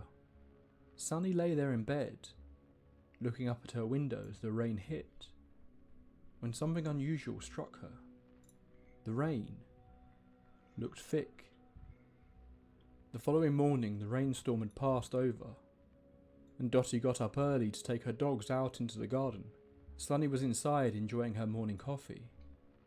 When her mother returned looking a little confused, Sunny asked her mother what was wrong, and she explained that everything outside looked like it was covered in hailstones. But when she had touched it, she claimed that the hail was soft and gooey. Stranger still, the hail didn't melt in her hand. Sunny stepped outside to take a look herself, and sure enough, her mother was right. Everything was covered in a thin layer of translucent blobs, each about the size of half a grain of rice. But it's toxic waste. Sunny was intrigued. What was this substance? She called her brother, a paramedic who also lived in the area. He brought with him a few pairs of gloves, and the pair began picking up small samples of the blobs. Sunny decided to run a few experiments herself on the blobs. First, she placed it in water and discovered that it would float on top. She then put it in a vial with alcohol to see if it would break down, but it didn't. She even checked to see if it was flammable, but it wouldn't ignite. She wasn't the only resident who had taken an interest in the blobs. One local reported going to pick up the blobs to see if she could figure out what they were, when she noticed, laying next to a pile of them, was a frog and a raven, both of which were dead. The next day, Sunny started making phone calls, concerned that whatever this substance was had seemingly rained down on not just her mother's farm, but others as well, potentially covering many crops. She initially contacted the Department of Agriculture, but they, along with many of the other organisations she called, didn't seem to be super concerned by this strange incident. Bill Dunbar was continuing to get calls himself from concerned citizens, while he vowed to get to the bottom of what had happened. The fact that no one seemingly had been harmed by the goo made it not really feel like a big priority. However, as these phone calls were being made, Officer David Lacey, the policeman who had been caught out driving when the blobs had fallen, was currently staggering into the local hospital. Sweating, disorientated, and pale, he was immediately admitted to the hospital, and he wouldn't be the only one. Before we continue on with our story, I just want to take a moment to thank our sponsor, Manta Sleep. Long-time listeners of the tape library will know these guys have been kindly supporting the channel for a few months now, and I'm really pleased they are. Later, on the 8th of August, Sunny returned back to her mother's farm. She entered the farmhouse and discovered Alright, something this unusual. looks good. Her mother wasn't there. Now to add the string. She began searching the house and eventually found Dottie, lying on the floor in the bathroom. She had been vomiting, was barely conscious, pale, and covered in sweat. Sunny immediately called 911. But just before they left for the hospital, she suddenly made a connection. Sunny and her brother had been very careful when handling the blobs they had found. Her mother, on the other hand, had touched the goo with her bare hands. She quickly grabbed one of her samples and brought it to the hospital with her. Dr. David Little was working in the hospital that day when Sunny brought her mother in. It was obvious that Dottie was suffering from some sort of virus, but Sunny spoke with the doctor at length about the blobs that had fallen on their farm. She pleaded with the doctor to at least look at the sample she brought with her, which he did agree to do. Dr. Little handed the sample off to one of the lab technicians, who were shocked to discover, when they placed it under the microscope, that the goo appeared to contain white blood cells, but they didn't have the resources available to identify what sort of creature the cells had come from. With her mother staying in hospital, Sunny returned back to the farm. Only remnants of the goo still remained on the property. She approached the front door before stopping for a moment, as she noticed a small dark shape out of the corner of her eye. There, she found their recently adopted pet kitten, dead, on the decking outside the home. The kitten wouldn't be alone. Numerous pets and livestock in the area fell ill over the coming weeks, with many dying soon after falling ill. Some were reported as being found with a strange green film covering their mouths. Poor Dottie and little Officer ones. Lacey wouldn't be alone either.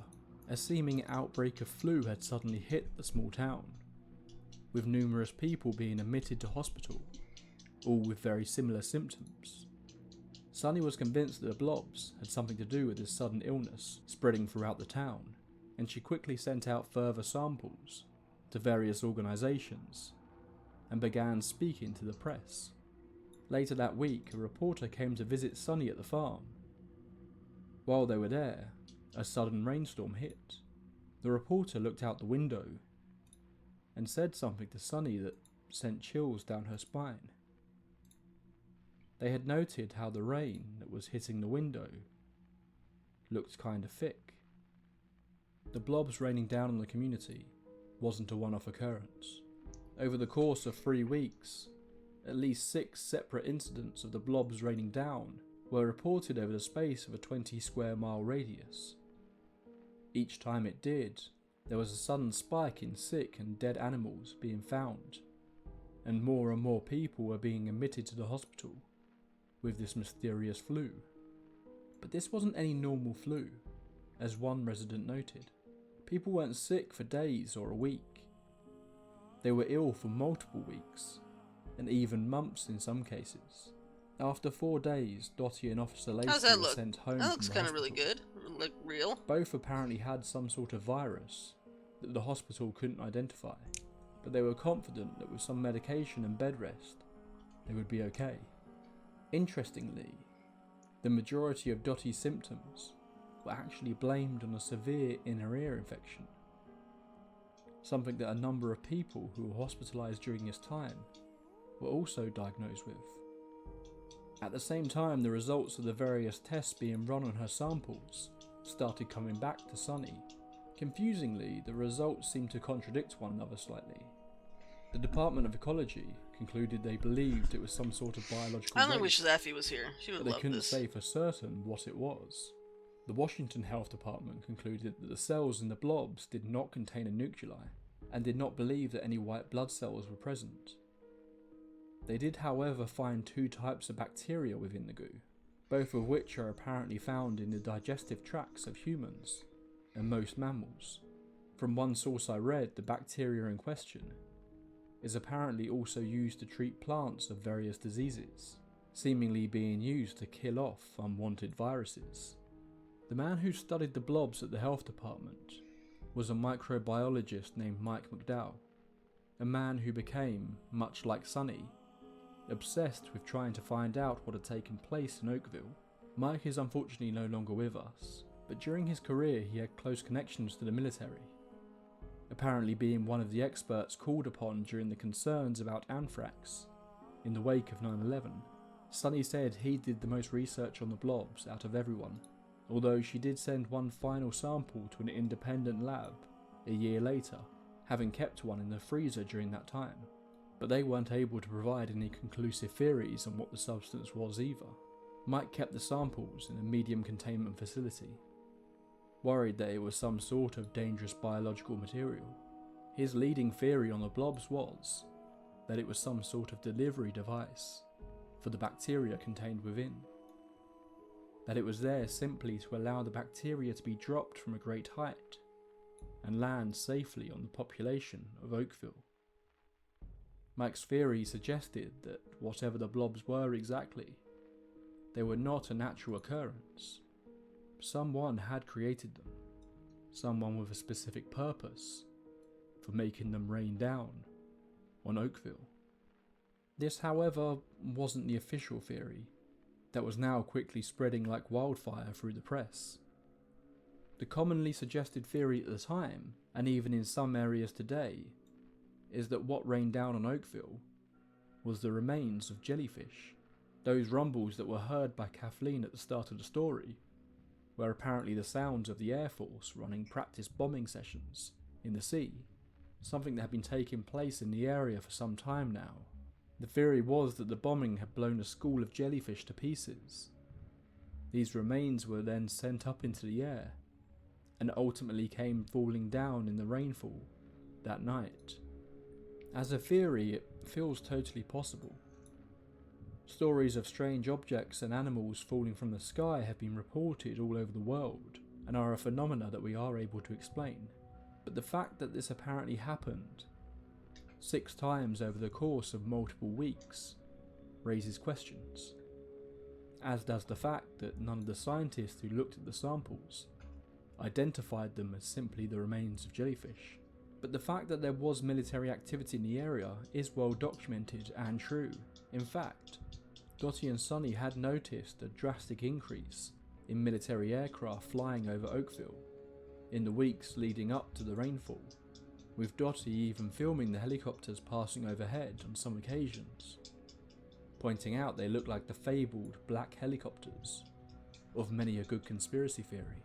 In 1997, Unsolved Mysteries did an episode on the Oakville incident, but nothing new was really discovered. It was around this time though that Sunny had a strange encounter. She was now working in a diner in the town, and not long after the episode had been released, she had 3 men walk into her diner that she didn't recognise. Instantly she felt something was off about them, but as she filled their cups of coffee, one of the men looked up at her and asked flat out, "Is this the town where the blobs fell?" Sunny told him it was, and the man continued to question her, in a manner that made her feel a little uncomfortable. She then specifically mentioned that he asked about her and her family, seeing military aircraft flying in the area during that period. Eventually the men finished up and left. Sunny instantly rushed to the window as they got into their car, wanting to grab their license plate before they drove away. But seemingly, Sunny wasn't the only one who had felt uncomfortable about the presence of these men. One of the other customers in the diner told her they had already made a note of the plate.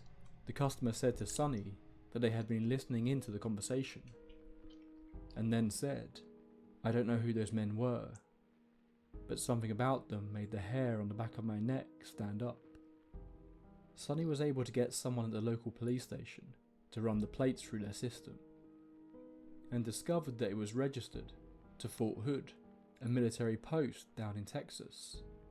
The strange, seemingly military men questioning her, the appearance of military aircraft in the build-up to the incident, and Mike McDowell's theory about the blobs being some sort of delivery device for bacteria cemented a theory in Sunny's mind that is echoed by many I others can't get in this one to recent look right to years, me.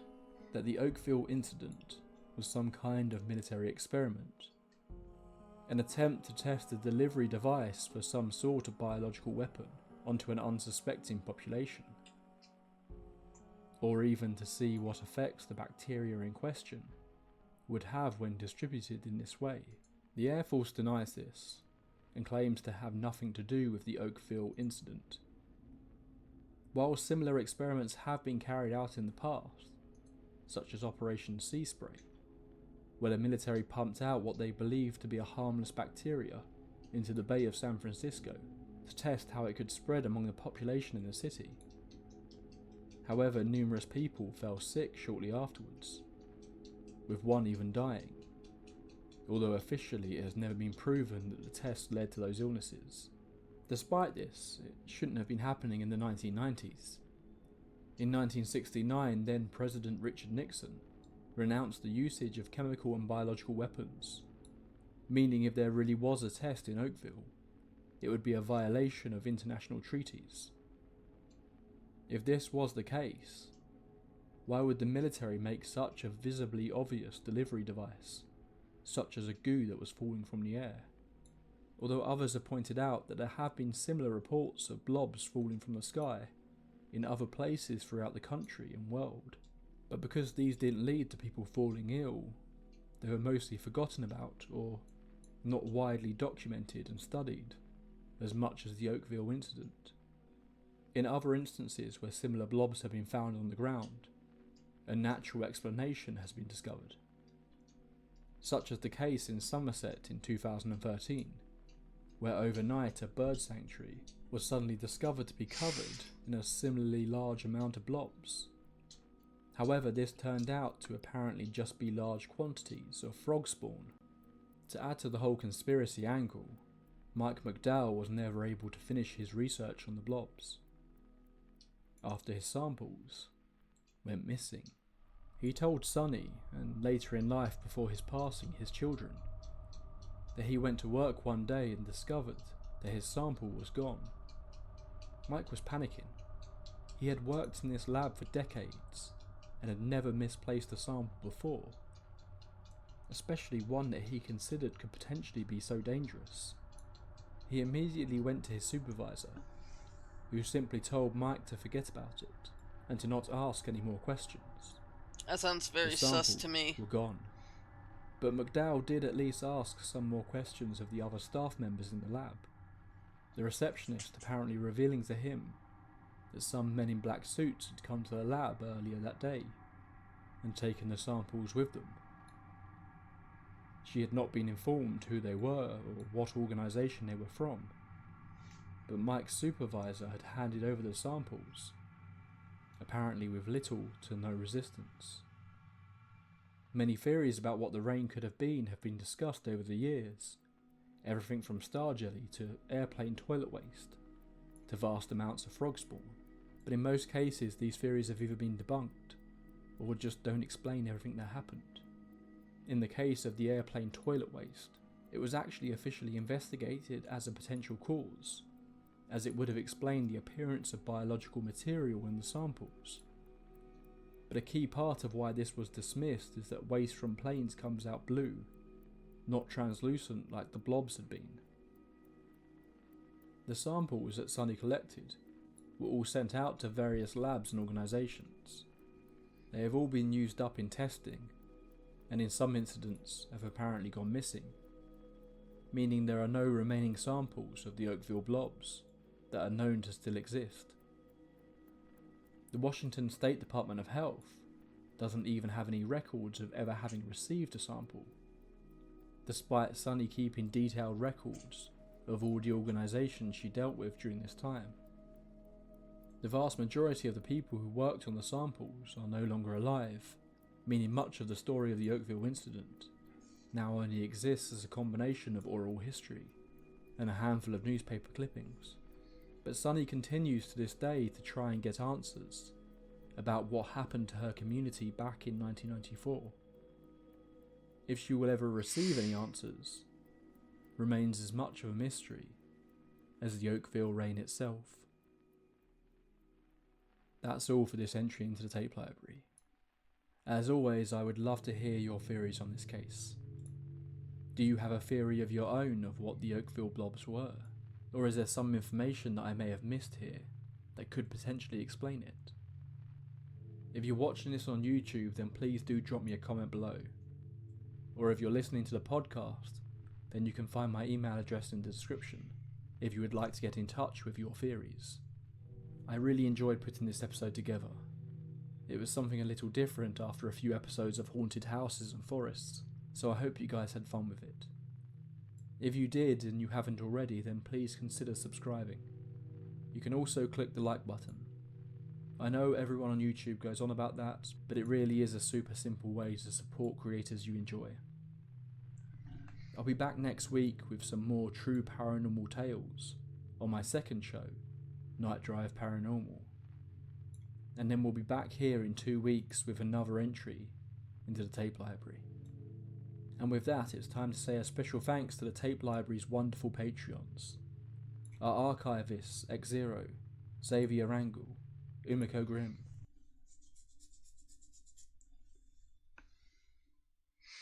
Alright.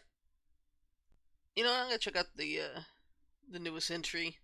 Done 4 days ago, the violent real-life haunting of the Sorrow family.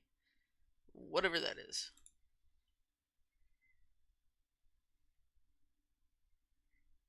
I had this feeling that someone was there watching me, but I couldn't see anyone. I was afraid for my children and myself because we were home by ourselves. I just had a horrible feeling that something was wrong with the house. I was really afraid, but what could I do?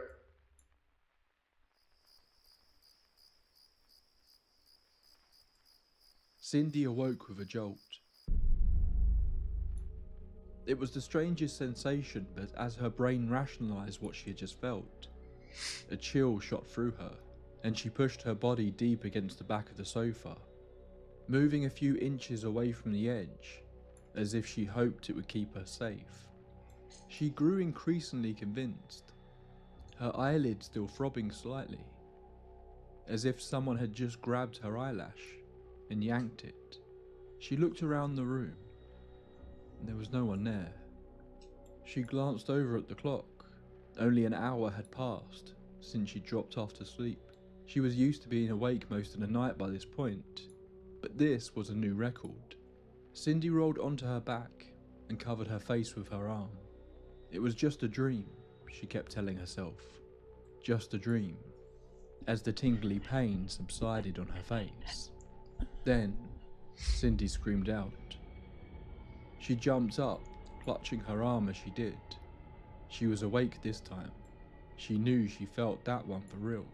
Someone had punched her in the arm. This looks pretty good. Hard. Eyes wide and adrenaline pumping, she glanced around the room again. Nothing. There was no one else here. Nowhere for someone to hide. At least, not that quickly. Then she felt it in her chest. The now familiar sensation of her heart skipping a beat. It always did this when it was near. This was followed by the equally familiar feeling that caused the hair on the back of her neck to stand up. The feeling of being watched. Her eyes were drawn towards the wall. Alright, let's The save wall this and that see if separated it the looks living good room on the from the stream. room her daughters would sleep in. She stared at the wall as the hours ticked by, until the sun finally began to rise. She couldn't see anything, but that didn't mean it wasn't there. Cindy was convinced that there was someone or something standing by that wall, waiting for her to let her guard down. Something was in this house with them, and Cindy had its full attention.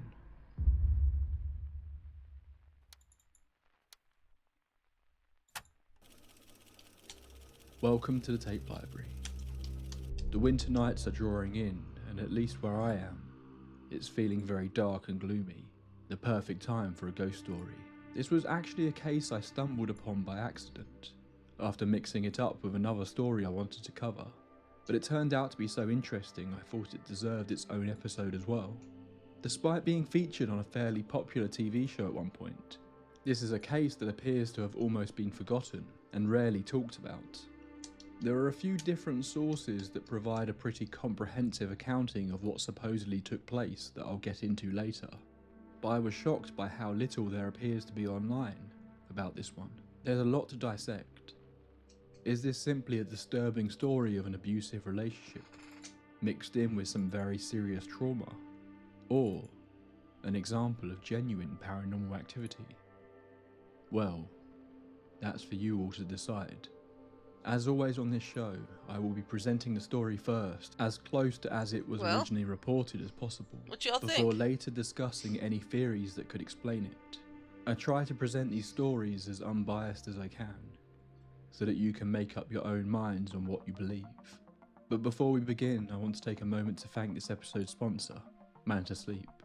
Those of you who have been around for a while know that Manta is one of the only sponsors I work with. Yeah? And Does that's it need to because be I adjusted, genuinely like like their dragged out a masks. little further? They offer a really wide range of quality sleep masks that are adjustable to offer total blackout. A few months ago, It they really launched does look like an it's hanging update in to the one of my tavern. favourite masks, and the one I know a lot of you listening to this now use. The What do you Sound think, 2 Bear? is their new Bluetooth sleep mask, with razor-thin speakers either side. It is perfect for falling asleep listening to creepy It's stories. bear-proof. It sounds great, and the speakers are easily movable without taking off the mask. Alright, But I think let's the go most decorate a important tree. aspect for a sleep mask is comfort. Manta claims this is the most comfortable Bluetooth Hang on a mask second. on the market. I can say from my experience it is very comfortable. They've somehow improved on the original to make 9-year-old Brooke and 7-year-old Christy. Cindy was a stay-at-home mum, a fact that had mostly been forced on her by a serious back injury that affected her mobility. Keen to move into a house of their own, there had been some discussion and at times arguments between Cindy and Glenn about where they should move to. Eventually it was decided they should move to Caseyville, Illinois, just a little over 10 miles from the city of St. Louis. Hey, Fuzz. Caseyville was small, but Cindy had ties there. Her mother lived in the area and had been suffering from a long-term illness for some time.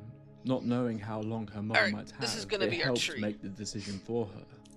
She wanted to be close to family. Despite not having a home in mind, the decision was made firm in Cindy's mind that Caseyville would be where they would settle down.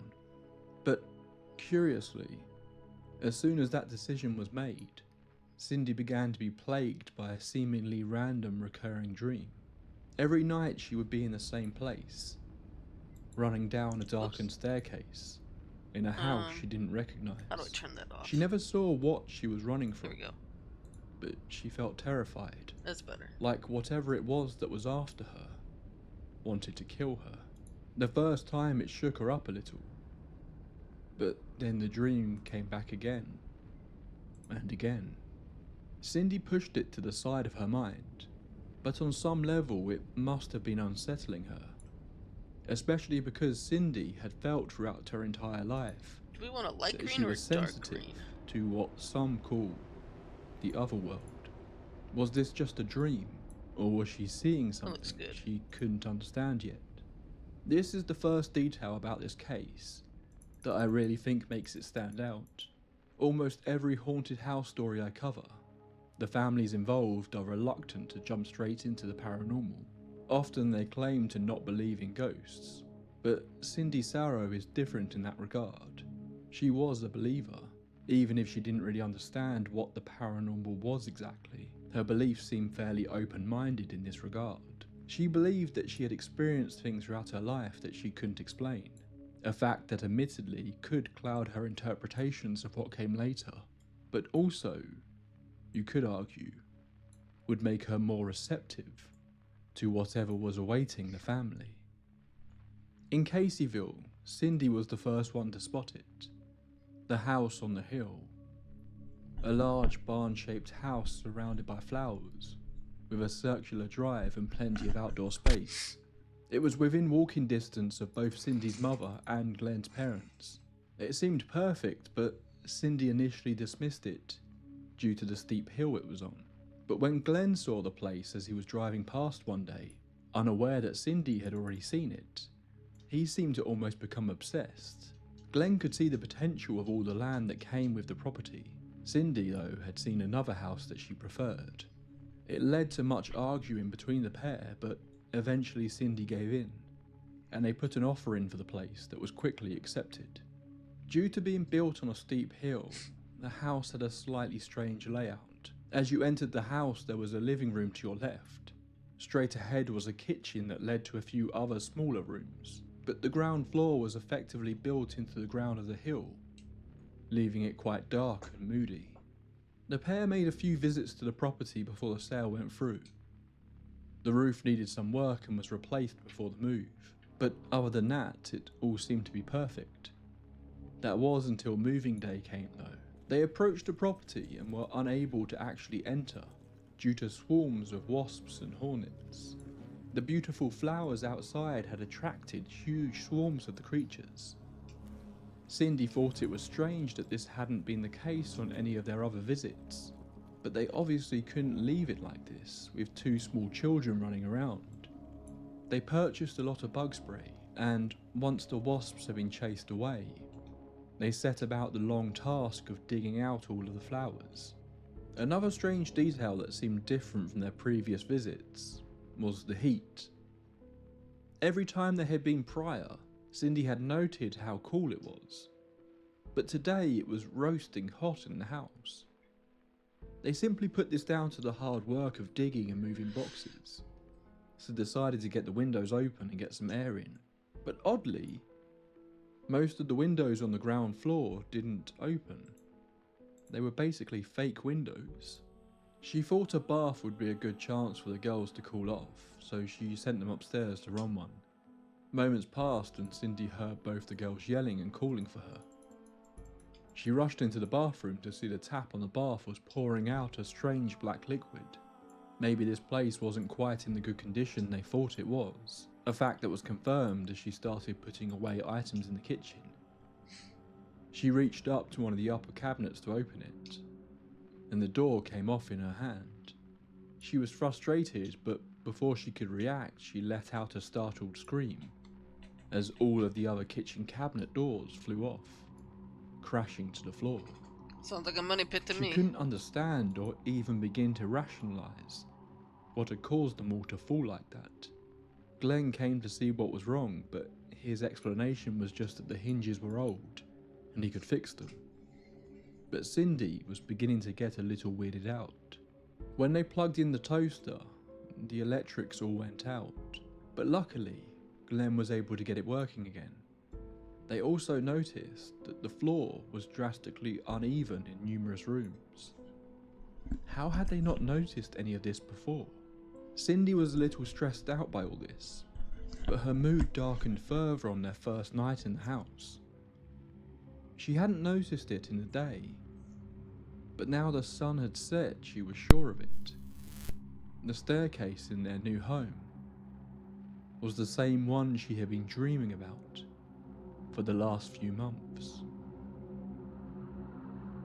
The next day brought more and more issues. When they tried to plug in their fridge, the socket broke through the wall, as though it had been made of paper. The lights would go off and on at random intervals, as would the TV. At other times, they would just seem to dim randomly. When she washed clothes, they would come out of the machine covered in a strange black, oily substance that they were not able to find a source for. Frustrated, Cindy contacted the estate agent, demanding that they talk to the previous owners. That's exactly what I would do. The previous owners denied any knowledge about these issues. They had lived in the house for years, and while the house was old and needed a little work, they had never experienced any of the events that Cindy was describing. Luckily, Glenn was handy and saw the property as a project, telling Cindy it would take a while, but they would get the place in shape. I don't know. The girls I might quickly sue. made friends though. There was a trailer just next to the new house where a woman named Kelly lived, with her boyfriend and her young son Sean, who bonded with Brooke and Christy, soon playing together every day. Glenn was working nights, so Cindy and her daughters would often be alone at home. Their fear didn't start out instantly, but one evening, as Cindy began getting her daughters ready for bed, Brooke turned to her and practically begged her mother not to make them sleep in their room. Christy agreed with her sister. Neither of them wanted to stay in the room. Now, most parents would dismiss their child's demands like this as them simply getting used to a new home, but Cindy was having her own seemingly irrational fears. Something about the wardrobe in her bedroom made her really uncomfortable, and the fireplace also seemed to really unnerve her, so much so that she made Glenn promise not to light it. After a bit of back and forth, since Glenn wasn't there, Cindy agreed the girls could take her bed and she would sleep on the sofa in the living room, something that she didn't expect to become a practically permanent setup. Cindy put the TV on and drifted off to sleep. Suddenly she was jolted awake by something. She couldn't say what it was. The TV was still on, as were the lights. It was midnight. She glanced around the room trying to figure out what had suddenly startled her, but could see nothing. But for some reason, her attention was drawn to the wall that ran between the living room and the room her daughters had refused to sleep in. Something about it made her feel uneasy. The girl's bedroom was completely dark, but the door was slightly ajar. Cindy became convinced that someone was watching her from that room. After building herself up, she plucked up the courage to approach the room and turn the light on. There was nothing out of place. She sat back down on the sofa. There was no one there, but she still felt uneasy. Then she noticed a strange sensation in her chest. Her heart seemed to be skipping a beat. The next day, Cindy was exhausted. Shortly after sending the girls off to school, she sat back down on the sofa and began to drift off to sleep. The next thing she knew, she was standing up in her living room.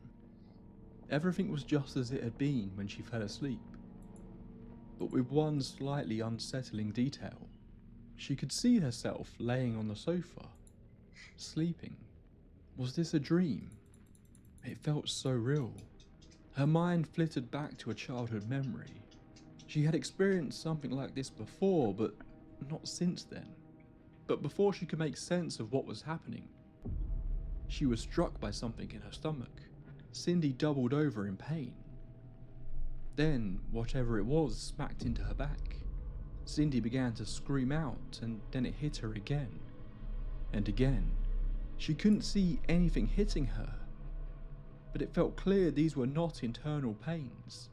Something was striking her. She could feel the pain, the sensation. This was no dream. It hit her over and over until she was practically pleading on the floor. Then suddenly she shot awake, still lying on the sofa, the throbbing of the blows still present in her body. But no marks had been left. Terrified, Cindy spoke to her mother on the phone, who simply dismissed it as the stress of the move.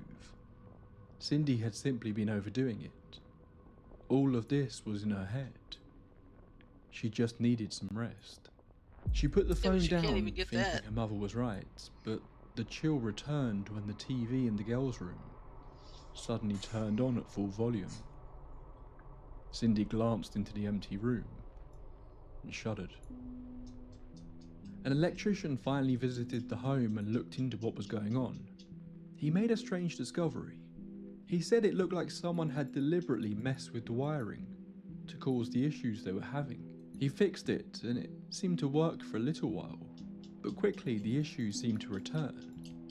Cindy began to notice something else odd. Small items would go missing. Keys wouldn't be where she left them. She would put something down, turn around, and it would be gone, even when no one else was in the house.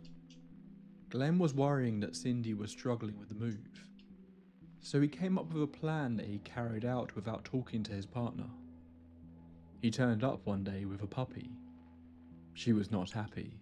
I wouldn't be happy either. If you're stressed out and you're overworked, it was perfectly more happy when it arrived in the garden out front, playing with the girls excitedly.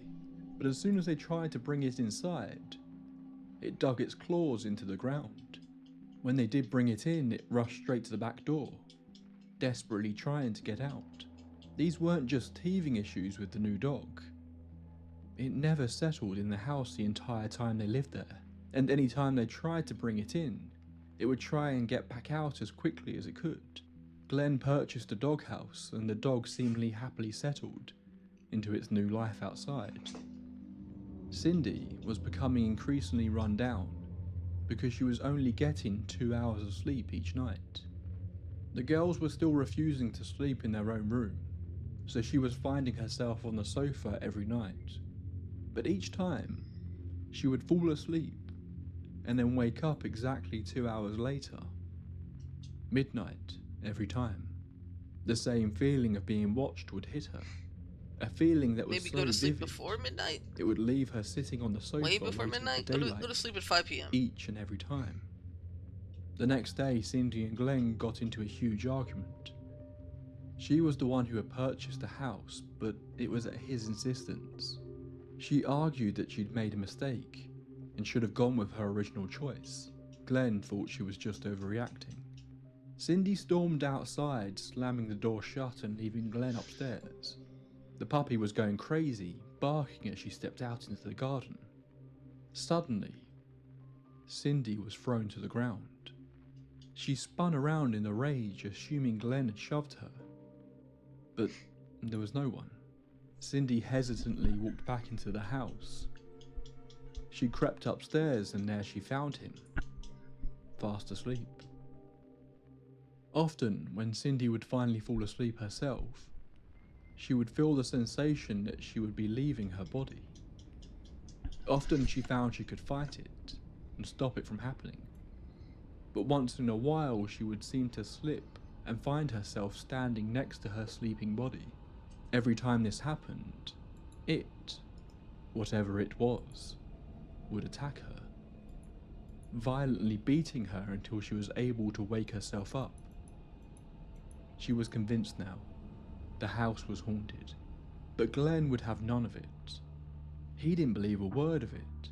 They were tired, stressed, and hemorrhaging money that was being put into the property.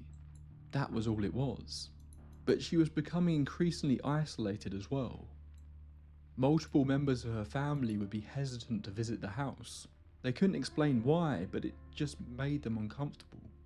Even Cindy's beloved nephew Brandon told his aunt he didn't like it there. What's more, when she would try to phone her mother, the phone would stop working, seemingly at random points. Then it all took a very dark turn. The girls left for school one morning, leaving Cindy and Glenn in the house alone. Everything was quiet, but then Cindy heard Glenn's voice, calling her, saying, "Come here." Cindy complained she was tired, but still Glenn kept calling her. Cindy, frustrated, moved towards the bedroom. As she approached the hall leading to the bedroom, Glenn came running around the corner behind Cindy and placed a pillow over her face, throwing her to the floor and pinning her down with the pillow pressed firmly over her mouth and nose. Cindy was able to struggle out of his grasp, grabbed her keys and jumped in the van, fleeing as tears ran down her face. They had been arguing over the prior weeks, but this had come out of nowhere. Cindy didn't know what to do. She couldn't understand what had just happened. She stayed away from the house for the rest of the day until the girls were due to get home from school. She took them from the bus stop and back to the house, hesitating before she stepped inside. Glenn was there, but he just acted totally normal. Cindy didn't say a word. She just went about their normal evening rituals. It was as if the event hadn't even happened. But Glenn wasn't the only one that was displaying violent tendencies. Sean, the small boy the girls had been playing with, Sup, Crow? said What's something good? quite chilling to Brooke and Christy. What do you think of the Christmas At lights? first, Cindy thought what the girls told her was concerning, but she could have passed it off as just a boy being rebellious. But the specificity of what he had said was the concerning part. He told Brooke he wanted to nail their mother to the wall at midnight. This wasn't his only outburst like this. One day, Glenn was standing on the roof repairing it, when Sean said he wanted to split Glenn's head open with the tool he was using. Both times the comments came out of nowhere. This was not the sort of thing Sean would Hey, normally say. Peaches. He was a perfectly pleasant, polite boy most of the time. No one ever does. And his mother didn't understand it. Sean couldn't What really do you explain guys why think of the he said Christmas it lights? I either. just made them. The night after Sean's outburst, Cindy experienced her most vivid phenomenon so far. Again, she was asleep on the sofa when she became convinced that someone had yanked her eyelash, the incident we spoke about at the start of tonight's episode, followed by the swift sensation of what felt like a punch. But as I said earlier, there was no one there. One night, Cindy decided to challenge it.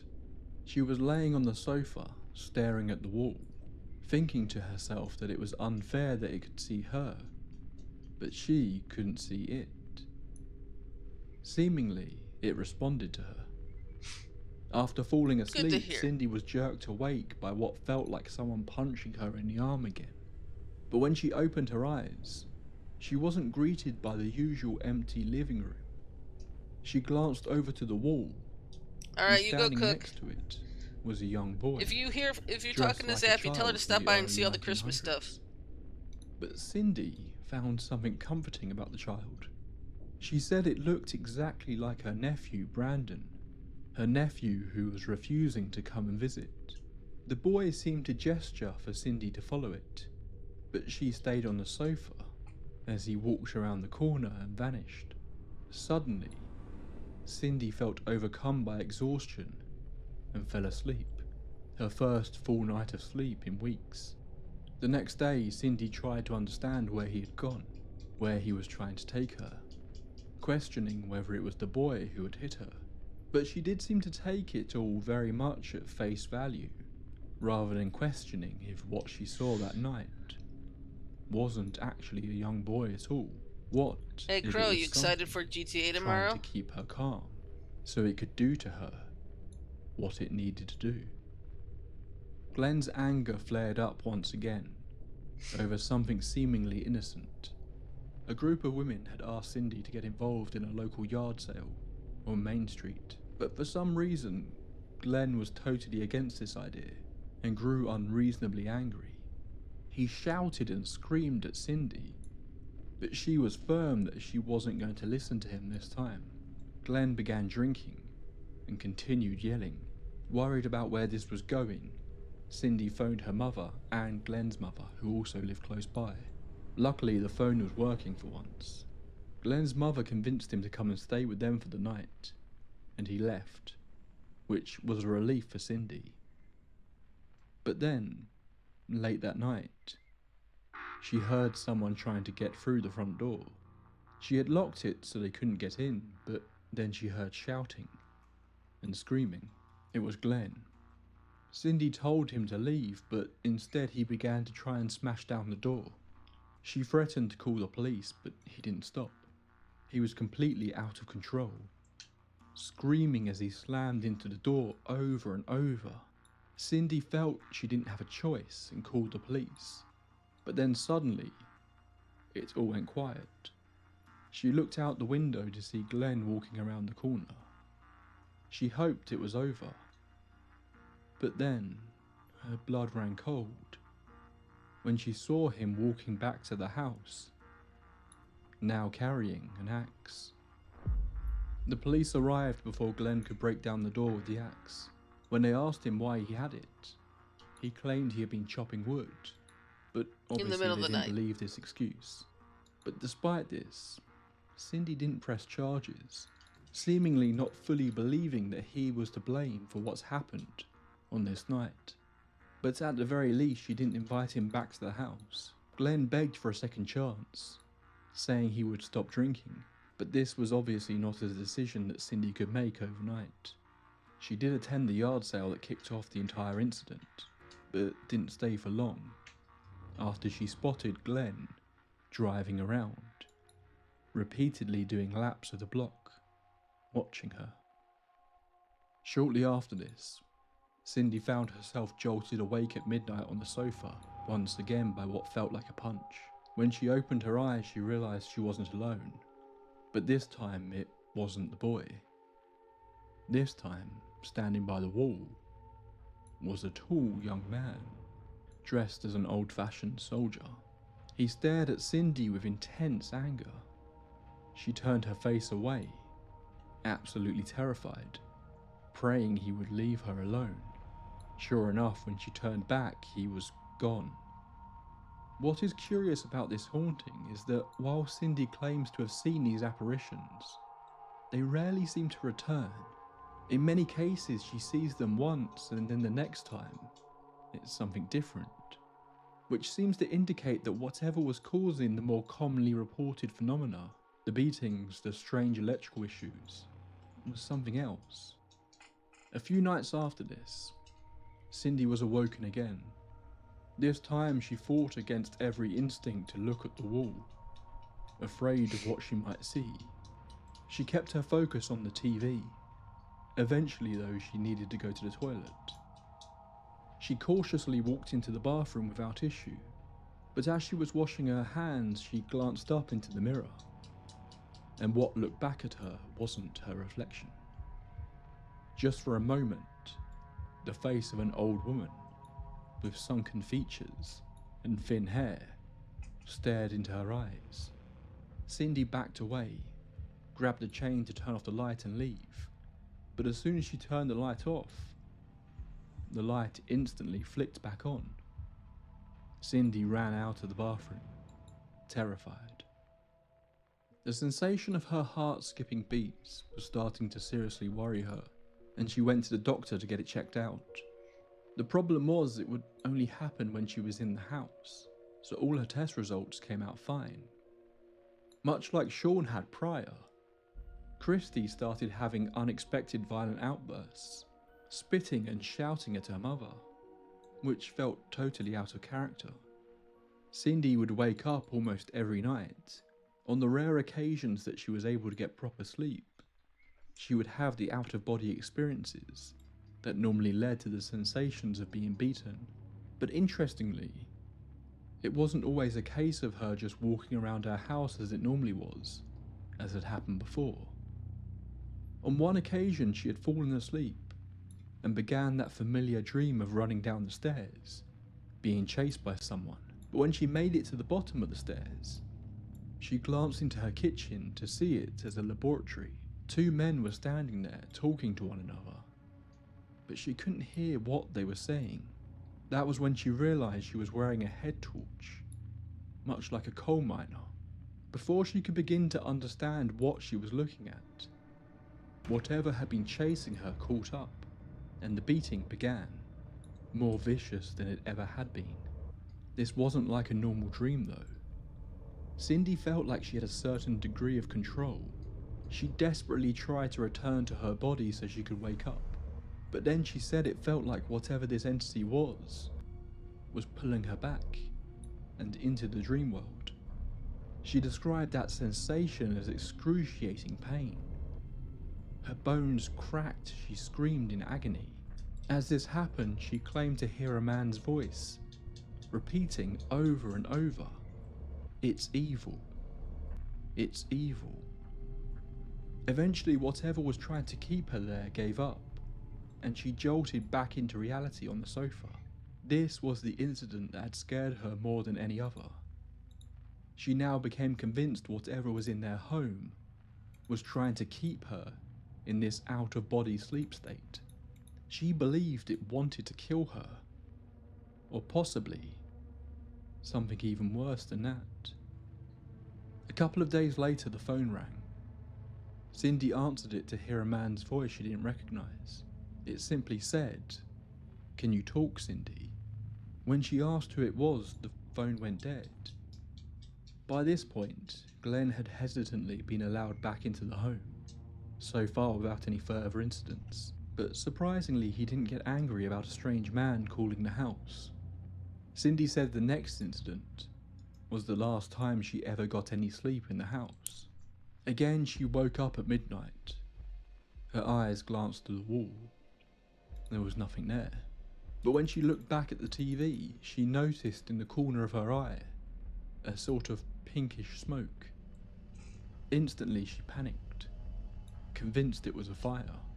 Ever since moving in, she had had an irrational fear of the place burning down, especially being fearful of the fireplace.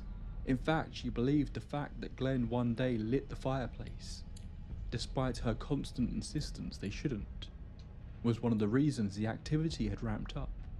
When she looked at it properly, she said it looked like a large pink cloud floating out of the wall, and in the centre of that cloud was some sort of energy. It floated towards her. The lights in the room flickered on and off. Cindy was terrified, frozen to the spot. This was it. She was sure of it.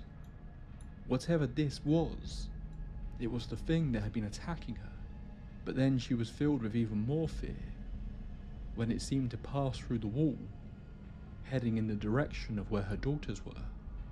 She knew she needed to go to them, but she was terrified, trying to pluck up the courage to move, trying to understand what she had seen. But before she could stand up, Christy came walking into the room. Her face looked different. Cindy said it almost didn't look like her own. It seemed twisted in anger. She yelled at Cindy, "I saw what you did, and I hate you." But it wasn't Christy's voice. It was deep and filled with rage. It was a momentary thing. Before, she just seemed to return back to her normal self, unsure why she had said that, or what she even meant by it. By the morning, she didn't even seem to have any memory of the incident. Glenn still seemed to be very dismissive of her claims, but luckily, Cindy's family seemed to be much more open-minded about it, and she confided in her uncle, mother and sister about what had been going on. Initially, she felt like she couldn't stay in the house anymore. It had only been 10 weeks since they moved in, but she was at her breaking point. I wonder She how had long even 10 developed weeks a is. stutter after all the stress. She decided again How many that she months didn't is want that? Glenn around, that she needed to do what Over was 2 right for months, herself maybe? and her children. While at her mother's house Give or trying to take? decide what to do, she and her mother finally decided to explain to her kids what was going on. But surprisingly, Brooke responded that she already knew. Sounds about right. She had seen it herself, experienced it herself.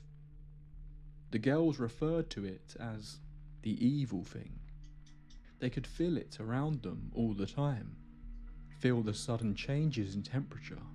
She said it had never hurt them, but one night she felt like she had floated out of her bed. Christy just listened, looking nervous, not speaking, but it was clear something was on her mind. Cindy decided not to go back. They would stay at her mother's or anyone else who could house them temporarily, but they could not stay in that house anymore. Cindy's uncle convinced her to talk to a priest, saying the church could help them and that in the meantime, The church is she going to should read disregard from them. a Bible out loud, something that very quickly became a part of her life. She refused to ever go to bed, even when staying at someone else's house, without a Bible by her side. Cindy initially spoke to a priest at a local church, who seemed to not take her claims seriously at all. See? The second priest they got in touch with seemed a little more open to it, but was still very hesitant to get heavily involved. Initially, he began questioning Cindy about if she was drinking heavily, or on drugs. Then, after hearing her claims about her out-of-body experiences, he began asking her if she had seen A Nightmare on Elm Street, seemingly suggesting that she was simply taking elements from the movie, either intentionally or subconsciously. He also questioned her on if she had ever engaged in any form of occult practice. Cindy admitted that she had used tarot in the past, and the priest seemed very keen on her removing all items like that from the house. He then asked her to go see a doctor for a psychological evaluation. Cindy was very worried about the evaluation, convinced the doctor would claim she was crazy.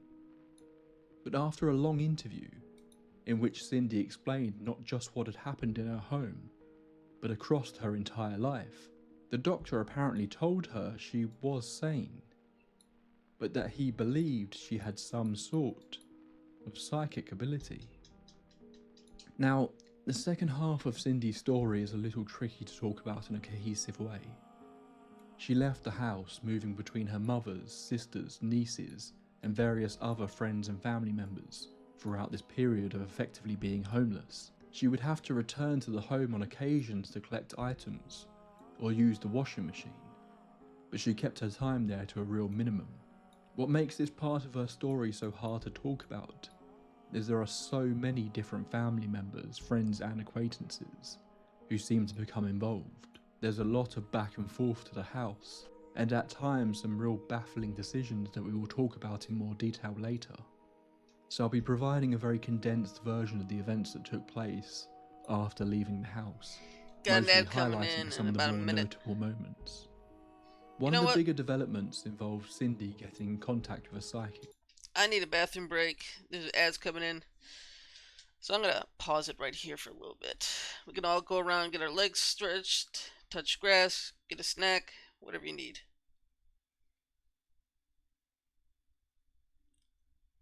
Alright, see you in a bit.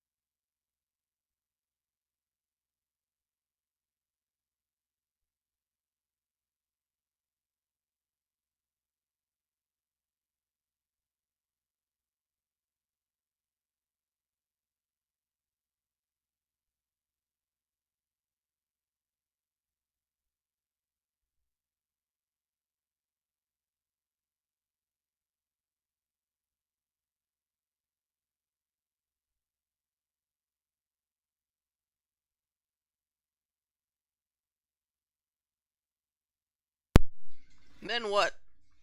What'd I miss?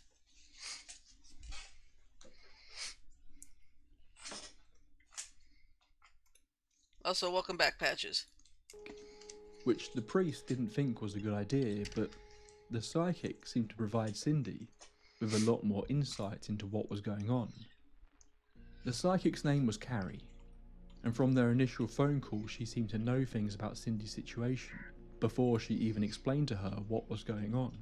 She told Cindy she wasn't crazy, that what was in her home was, in her words, demon-like. She believed it was feeding off of Cindy's energy. Specifically, it was playing on her fears. Thanksgiving rolled around and a number of family members came to Cindy's mother's house to celebrate. But even this wasn't a moment of relief for her, as they told her, as they drove past Cindy's house, they had seen a man standing in the window. The dog had been left at the house in the back garden. Glenn had been returning to feed it and check on it, while they figured out what to do next, as Cindy couldn't take it to her mother's, and Glenn was also staying with his parents. But seemingly, Glenn wasn't the man they had spotted. What made it weirder is that this wasn't a one-off occurrence. So many people would report seeing a man in the window, or the lights in the house all suddenly being turned on at night. They called out another electrician to see if there was an explanation for the lights all coming on their own. Interestingly, the electrician said it looked like someone had been messing with the wiring of the house, exactly as the first man they had called out had said, and fixed. Sean's mother, Kelly, who lived in the trailer next door, had offered to keep an eye on the property for Cindy, and on occasion had spotted trespassers coming up the hill to try and check out the haunted house, as rumours began to circulate in the area. But every time Cindy phoned her to go and check if there was a man in the house, there would be no one there, and the house would be locked up. But later, Kelly admitted that she too would see the man at the window, despite there never being any sign of someone entering. On one occasion, Cindy had to return to the house to collect a dress shortly after Christmas. She plucked up the courage to walk to one of the upstairs rooms, where most people had claimed to see the man. She opened the door slowly, and sure enough, she saw him. She instantly knew what he, or it, was. This was what they were now all calling the evil in the house. Cindy turned and ran out of the house as quickly as she could. One night, exhausted and stressed beyond belief, Cindy finally fell into a deep sleep at her mum's place. As soon as she did, one of those now familiar vivid dreams hit. But this time it was different. She was standing on a hill. At first she didn't recognize it, but soon she began to notice the similarities. This was the hill her home sat on, but the house wasn't there, just the hill and trees. But she wasn't alone. She glanced further down the hill, where her house should have been, and there she saw a circle of people in black robes. She stood and watched as the men knelt and stood. Oh, ain't that always the case? People in black robes. Chanting, but ruining she everyone's couldn't good hear what time. they were saying. Then suddenly they started digging a hole in the centre of the spot where her home should be. They soon dug out what looked like a wooden box. When they pried it open, Cindy saw that there was a body inside.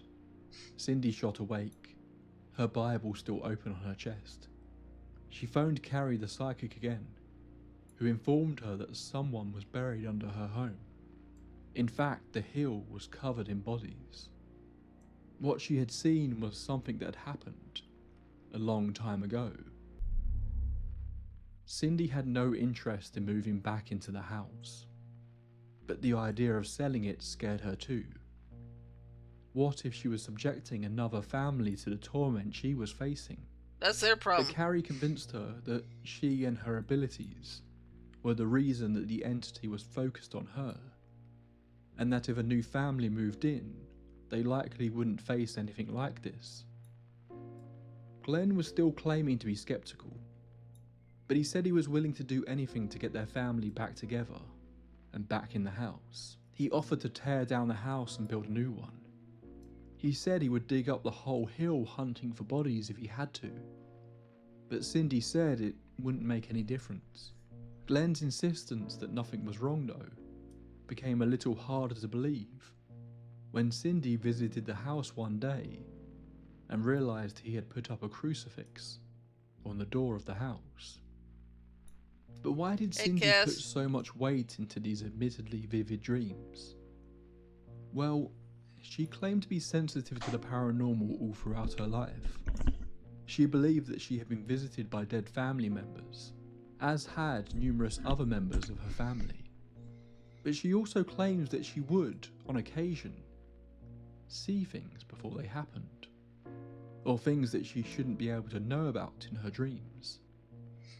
One example she gave of this was a particularly chilling story. One night, years prior to moving into the house, she claimed to have had a dream in which she witnessed a woman being brutally attacked and sexually assaulted by a group of men. She couldn't see the woman's face, but when she jolted awake, she said it felt so real. The sounds, the smells, the vivid details of her torment, and the blood that she saw. The next day, she received a call from her sister, telling her that a mutual friend of theirs had been murdered. When she explained what had happened, it sounded almost identical to her dream. Hey, then her Gigi. sister told her it had happened around 3 AM the night before, the exact time that Cindy had awoken from her dream. After a lot of phone calls and back and forth conversations, Did you ever get your the priest finally came out to help I don't know, Cindy your with the game house. fixed or whatever? You couldn't. He performed that the was blessing, keeping you from and Cindy streaming. felt that it had actually worked, like the presence was gone. So much so that the next day she began to move back in with the girls. Almost straight away, Cindy felt uncomfortable, like something was wrong.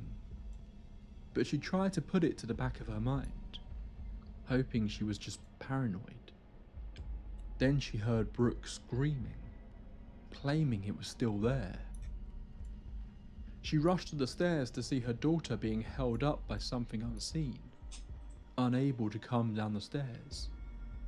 Cindy yelled as much in anger as in fear, and it seemed to let her daughter go. This was the incident that made her realise there was no hope. The house was put up for sale, but initially it was only viewed by locals who wanted to get a look at the haunted house. During this period of time, Cindy visited the house with numerous friends who were curious and wanted to experience the phenomena themselves, and even a group of paranormal investigators. All of them experienced some level of activity. While the house was up for sale, they would have to regularly visit to try and keep the place clean for potential buyers. But Cindy would try and be in and out as quickly as possible. One day, Cindy ended up visiting the house, and Brooke came along to help her mother with some chores. Cindy walked into the living room and spotted something weird. The girls had a couple of old-fashioned dolls that held umbrellas. One of them was on top of the TV, facing away towards the fireplace. It was odd, but she assumed that one of the many visitors to the house had put it there at some point. Brooke, glued to her mother's side, followed her as she went to pick up some curtains, and took them to the bathroom downstairs to scrub them clean in the bathtub. The bathroom that looked out into the living room. The room where Cindy had seen so many things that she couldn't explain. Suddenly, Brooke slammed the bathroom door shut. Cindy's daughter was terrified. When she asked what she was doing, Brooke told her mother it was looking at them. Cindy asked who. Brooke said, the doll. When they finally opened the door, sure enough the doll had turned. It was now facing them. They left the house quickly. In the autumn of 1992, around 15 months after she had initially purchased the house on the hill, Cindy sold the property. Her and her children moved into a large trailer, not too far away so she could stay close to family, but she and Glenn finally parted ways for good. While she continued to experience what many would call paranormal events throughout the years, it was nothing close to what she had experienced in that house. She still believes that what they encountered there was something truly evil. Cindy and her daughters still say they have nightmares about the place, and while it doesn't seem like they were followed, all of them still sleep with the lights on and an open Bible close by. The home was purchased by a young couple with a daughter from out of the area. Apparently within a few months they too left, claiming their daughter had seen something that they could not explain. So what really happened? There's a lot to unpack here. As I stated in my intro, I sort of stumbled across this case by accident really, while researching another story. I couldn't believe it initially. This was a story with detailed direct sources, had featured on television, yet seemed to have become forgotten about by and large. Shockingly few people seem to have covered this in the YouTube or podcasting sphere. I think once I started delving into it more, I started to understand partially why that may be the case. Seemingly Cindy didn't really talk about her experiences with anyone outside of her friends and family, but she did finally self-publish a book in 2006 detailing her story. What made her decide to do this after so long, I'm a little unsure.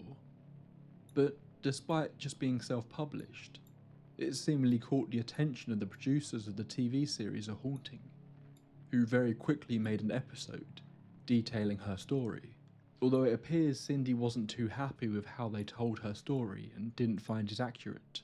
She has in the last year also done an interview for the channel The Ghost Files, which I hadn't stumbled across before, but is an amazingly underrated channel that is basically producing sort of early 2000 style paranormal documentaries. As far as I can tell, these are the only sources of Cindy and her family's story that are available. For the purposes of this episode, I mostly relied on what Cindy claimed happened in her book, using the Ghost Files interview to confirm details, and the A Haunting episode to see what elements they decided to keep in. Let's begin by talking about why I think this story is difficult to tell.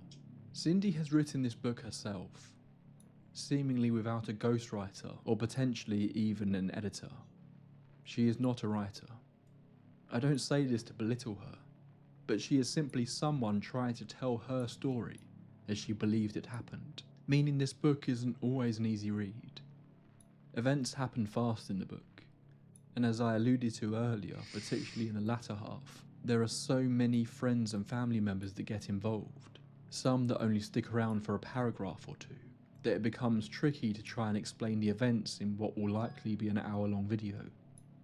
If you want to know the full detailed story, I do strongly recommend getting a copy. While it is a raw account, I think that adds a little to the authenticity, maybe more so than it may feel hearing me speak about some of these events. I've told you Cindy's story, so from here this will be more my personal feelings on the case. As always, I will try to present both sides, the skeptical arguments that could explain away what's happened, as well as the paranormal. I'll be honest, at times I found Cindy's story frustrating, particularly in the latter half. The whole story of them moving in and experiencing the haunting is super compelling and interesting, but once they move out, there are countless decisions being made that I just couldn't wrap my head around, that I will admit at times made me doubtful of what truly happened here. One of the reasons this episode has come out a little later than usual is because there were quite a few moments during preparing it where I had second thoughts about even covering it. But one of the things I said early on when creating these videos is I wanted to try and remove my personal thoughts on a topic when presenting the initial story as much as possible. So I shouldn't not cover a story because I personally think some details are maybe a bit sketchy. I want to really present these cases and leave it up to you as a listener to decide what you think really happened. That said, I think this might be the most skeptical I've been of a case since the Wheat Sheaf episode. However, I want to be clear, that doesn't mean I don't think something happened here. I just have some doubts over parts of it. I'm curious about the doctor who apparently told her she had nothing wrong with her, but in the words quoted in the book, just had too much psychic ability, which feels like an unusual quote coming from a doctor. But mostly my reluctance to be all in on this case centres around the second half of Cindy's story, as I said.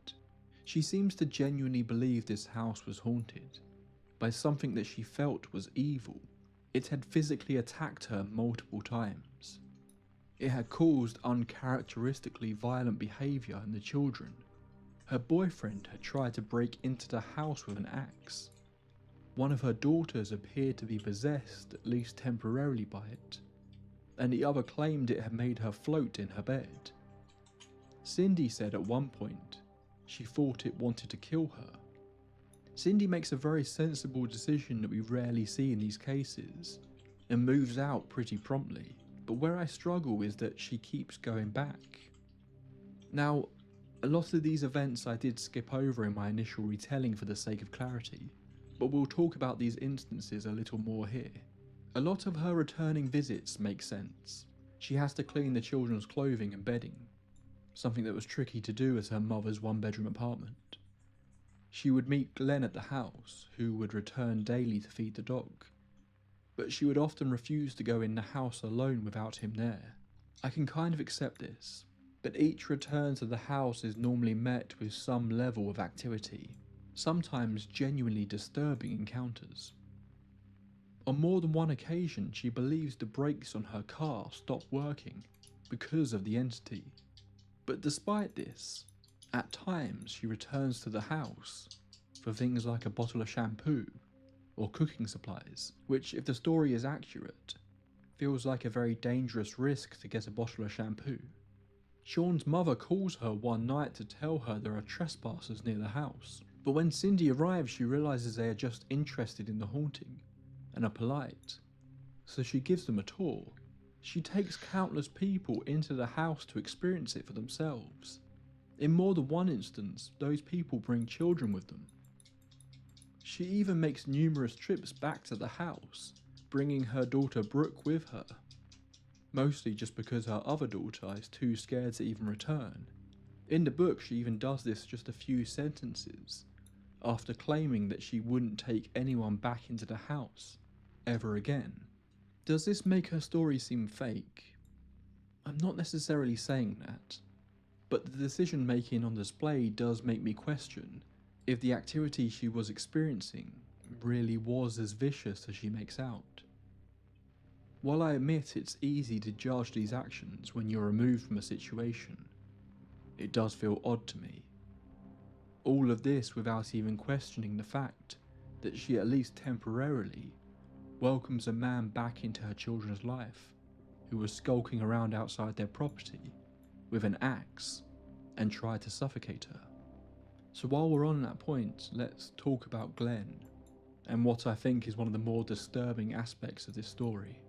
The idea of the husband or boyfriend's character changing and becoming more aggressive while living in a haunted house does almost feel like a trope at this point. It's something we see time and time again in haunted house cases. But there are some details that suggest this example isn't quite as standard as that. In the very first chapter of the book, Cindy states that she and Glenn argued a lot. This was one of the reasons why they hadn't got married, despite being together for so long.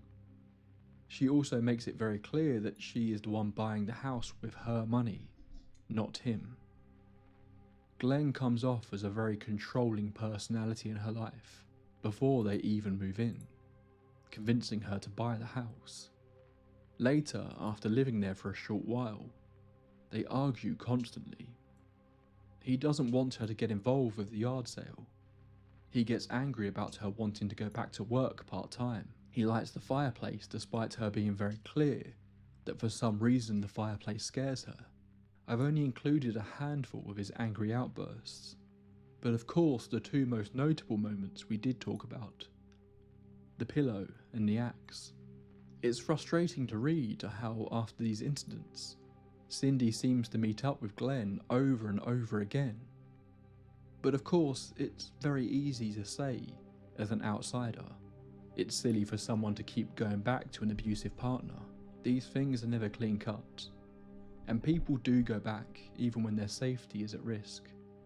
But I think it's Glenn that maybe gives us the most plausible, skeptical conclusion to what has happened here. Cindy has experienced a lot of trauma throughout her life. That is alluded to in brief moments throughout the book. At the age of 8, her stepfather was murdered right outside their home. Her parents divorced. Her friend was brutally murdered. Her mother faces a long-term sickness, and even Cindy's own long-term injury. She also has a strong belief in the paranormal, believing dead relatives have visited her since she was a child, and this is a belief that has been passed through generations of her family, with even her daughters apparently giving her messages from the dead. You couple this with being pressured into buying a house that she didn't want, and at the very least being in what appears to be an emotionally abusive relationship that turns violent later. It becomes hard not to look at the fact that this could all be related to mental health. The entire situation feels very depressing. Even the way Cindy refers to the evil in the book feels almost like a metaphor for depression. Were the recurring dreams of being chased and beaten actually just a manifestation of her fears of Glenn? Were her children's claims just simply a case of two children in a troubled environment, picking up on their mother's fears and beliefs? It's also worth noting that, unlike many cases, the family is surrounded by believers. Most of Cindy's family seem at the very least open to the idea that this is a haunting, and they quite often add their own thoughts into what is happening and introduce Cindy to people who firmly believe in this sort of thing, constantly adding fuel to the fire of her firm belief that something evil is in her home. As always, there is also an environmental possibility to all this. Cindy reports countless issues with the property, leaving open the possibilities of the old faithful reasons to dismiss claims of the paranormal, gas leaks and mould. The fact that this place seemed to be practically falling apart could also add further weight to the mental strain they were under. The fact that the previous owners claimed they had no issues doesn't hold much weight for me. They weren't exactly going to say, "Sorry, we sold you a dump. Enjoy." Could this be an outright hoax? For attention or money? As always, yes, it could be. There is no tangible evidence. All of the events have been told to us from Cindy's perspective for the most part. But she certainly hasn't made any significant money from this case, nor achieved fame. While getting a book deal for your haunted houses seems a reasonable plan in stories we cover from the 70s and 80s, going into the 2000s, these really successful paranormal books just really don't exist anymore. The haunting also feels a little too weird, and Cindy's retelling is so specific in odd little details that makes me struggle to believe in the idea of it being a hoax. But the chances of it being completely accurate, well, I doubt that as well. What I do find interesting though is that a decade separates Cindy's book and the interview on the Ghost Files, and her story doesn't change. Her daughters, now grown up, seem to genuinely believe this happened. Cindy I know, even I makes agree. light of some of the more dramatic moments of the A Haunting retelling. It would be so easy for her to jump on that spiced up version of her story. It is quite If an all she interesting wanted was story. attention, At that, I've just kind of but been riveted she listening to it. doesn't. She sticks to her version of events, the way That's why I he like this channel. perceived it all playing out. I feel like I've maybe gone a little harder on this case than I sometimes do, but I want to be clear I'm not totally dismissing it. Yes, there's a lot of elements that I struggle with personally. Yes, I think mental health may have played a significant part in what's happened here. But I don't believe Cindy or her family are liars. She purchased a home and then essentially made herself homeless, and ended up living in a trailer, all within the span of a year, because of what she believed was in that house. I don't think you would do that without good reason. And while we are hearing all of this from Cindy's perspective, there were a lot of other people that seemingly claimed to experience different levels of activity when they visited the home. There is also the idea that we have spoken about countless times before, that if the demonic is real, or if people can be sensitive to a world beyond our own, would it not make sense for people going through trauma and hardships to become the focus of these darker forces? And of course, there is the old poltergeist theory, that maybe if Cindy really did have some sort of psychic ability, if such a thing were possible, that maybe there wasn't a haunting at all as such. Instead, what she was witnessing was some sort of mental manifestations being created from her abilities that she didn't have any way to fully understand. I mentioned this in the latest Then how do you episode explain of the Night Drive guy Paranormal, that was but I constantly think seen it's in their relevant place? here too.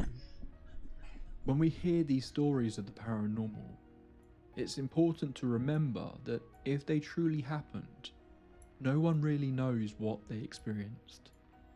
Every retelling we hear is clouded by that person's beliefs, their life experiences, the things that other people who claim to be experts on the topic tell them. But if there is any legitimacy to it, no one truly understands the paranormal. It's all purely guesswork. We all put weight into some element of these stories, while happily turning a blind eye to others to try and make it fit into our own worldview. I firmly believe that Cindy Sarrow experienced something in that house on the hill, but what that something was, we may never know. But to her, it was something truly evil, and something she hopes to never encounter ever again. That's all for this episode of the Tape Library. As I said, this was a bit of a tricky one, but I hope you all enjoyed it. If you did and you're new here, then please do consider subscribing. If you're watching on YouTube, we're growing ever closer to that goal of 400,000 subscribers. But also, so many more of you seem to be joining me through the podcast version on Spotify, and on other platforms now as well. So welcome to all you new folk. I've got one last episode of the Tape Library and another night drive to bring you before we round out 2025 and I take a short break. But rest assured, I have the first few episodes of 2026 planned in, and they're going to be some really interesting ones. So I hope you stick around for another year of exploring the unknown. Before I say goodbye, let's thank those wonderful supporters who keep the show running with their kind donations. Our Tape Library archivists Yenok, Aura, Lee, Borox Johnson, I'm sorry if I pronounced that wrong, Now and Zen, Pat McShay, Lyra, Yoinks and Away, MJW, Emulated Phoenix, Jamie Long, Lisa Marie Sheridan, Shan Harding, Gaffy with a G, Rosary Sudrabin, Plum Blossom, Gina Britton, Emily Carlin, Sarah Boyd, Thomas Boatwright, Stephen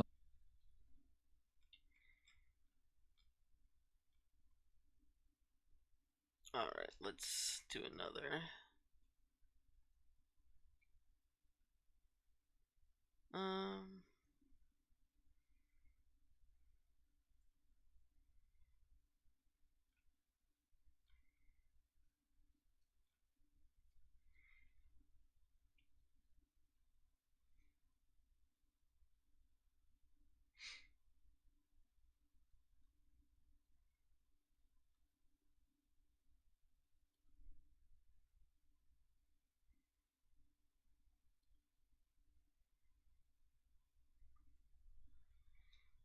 Give me a second here.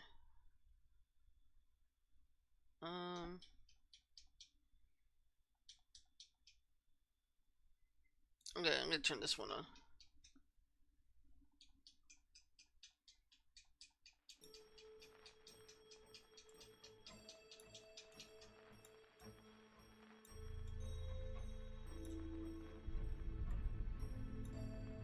The exact date has seemingly been lost to time, but there was an evening in the late 1700s where an event would take place that would not only alter one family's lives, but potentially frame how many of us view the topic of the paranormal, even if most will have never heard this story. Yoinks It in a happened way. in the southern part of Jefferson County, West Virginia, a tiny village named Middleway, although it would be given the peculiar nickname of Wizard Clip around this time. The Livingston family had gotten themselves all warm and cozy for the evening. It was a cold, rainy night, and in such an isolated area, the word dark would do it a disservice. The family huddled around their fire to keep warm as they ate, when out of nowhere, they heard 3 loud bangs on their door. Oh, They all froze. I wasn't paying attention.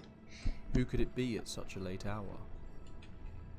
Cautiously, the father, Adam Livingston, stood up and slowly approached the door and opened it, bracing himself for whoever, or whatever, might be waiting on the other side. There stood a man in well-worn clothing, unshaved, wind-swept and soaked to the bone. In an Irish accent he spoke to Adam, telling him he had gotten lost and was simply looking for somewhere to stay for the night. The wind and rain had come on so suddenly and ferociously, he hadn't been prepared for it. Adam Livingston had a reputation of being a kind, generous and hospitable man, and he welcomed the stranger into his home. Little did he know what that simple act of kindness would unleash upon not just himself and his family, but his entire community. Welcome to the Tape Library, and a happy new year to you all. On the note of the new year, I've got a little request for you all. Is there a paranormal story you would really like me to cover in 2024? If so, please leave a comment below telling me what you want to hear me tackle. I've got a pretty big list already, but I'm super curious what you all want to hear about. We've got a fun one tonight, and a story I wasn't familiar with myself until recently. This story predates the infamous Blair Witch haunting, and is referred to by some as America's first poltergeist. This is a bit of a tricky story to tell. Much of the story of Wizard Clip was passed along as oral history throughout the area, although there are multiple written accounts that come later. The order of events is pretty hazy, and I would have had no chance of turning this into a cohesive narrative without Michael Kishbutcher's fantastic new book, The Appalachian Legend of the Wizard Clip. It's been my main source for this video, so I'll include a link to that below if people want to learn more about the case.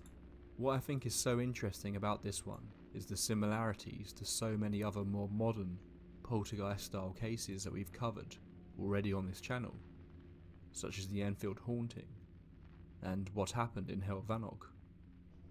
The mystery of the Wizard Clip is at its heart a ghost story, but as is often the case, it's about so much more. It's a story of immigration, of rival religious institutions, of slavery, of superstition. It's a story about the very creation of the United States of America, and how so many deep-rooted belief systems bled together to create a new society. It also asks the question, would you go against your beliefs for a stranger? So get yourself a warm drink, dim the lights, and get comfortable. It's time to return to that rainy night at the Livingston house. The stranger entered the Livingston home. Mary, Adam's wife, instructed their children to help make a bed up for the stranger. They gave him dry clothes and let him warm himself by the fire, as Mary gave the stranger food. While he was clearly appreciative, the journey had taken a lot out of the stranger, and he was notably quiet. It didn't take long before he retired to his temporary bedroom for the evening. Mary noted to Adam that the man did not look well, but Adam was sure after a night of good rest and warmth, he would be okay. This was not the case. The family were woken in the middle of the night to sounds of hoarse coughing. Adam knocked on the door before entering, and found the stranger sat on his bed, in a much worse state than before. The stranger knew he was dying. No doctor lived close by, and even if they did, he did not believe they could help him. The stranger didn't ask for a doctor, however. Knowing his situation was past this point, he requested that Adam go and get a Catholic priest. There are two possible explanations for Adam's response to the stranger's request. One being the Livingston property was close to 40 miles away from the closest Catholic priest, and with the storm raging and at such a late hour, the journey to get them would have been extremely dangerous. The other more widely reported reason, though, is that the Livingstons were a Lutheran family, and at the time the idea of inviting a Catholic priest into his home would have been unthinkable. One retelling of the events from 1907 refers to the opinions of Catholic priests at the time as follows. He had never seen one, and probably held very extraordinary ideas of Catholic priests.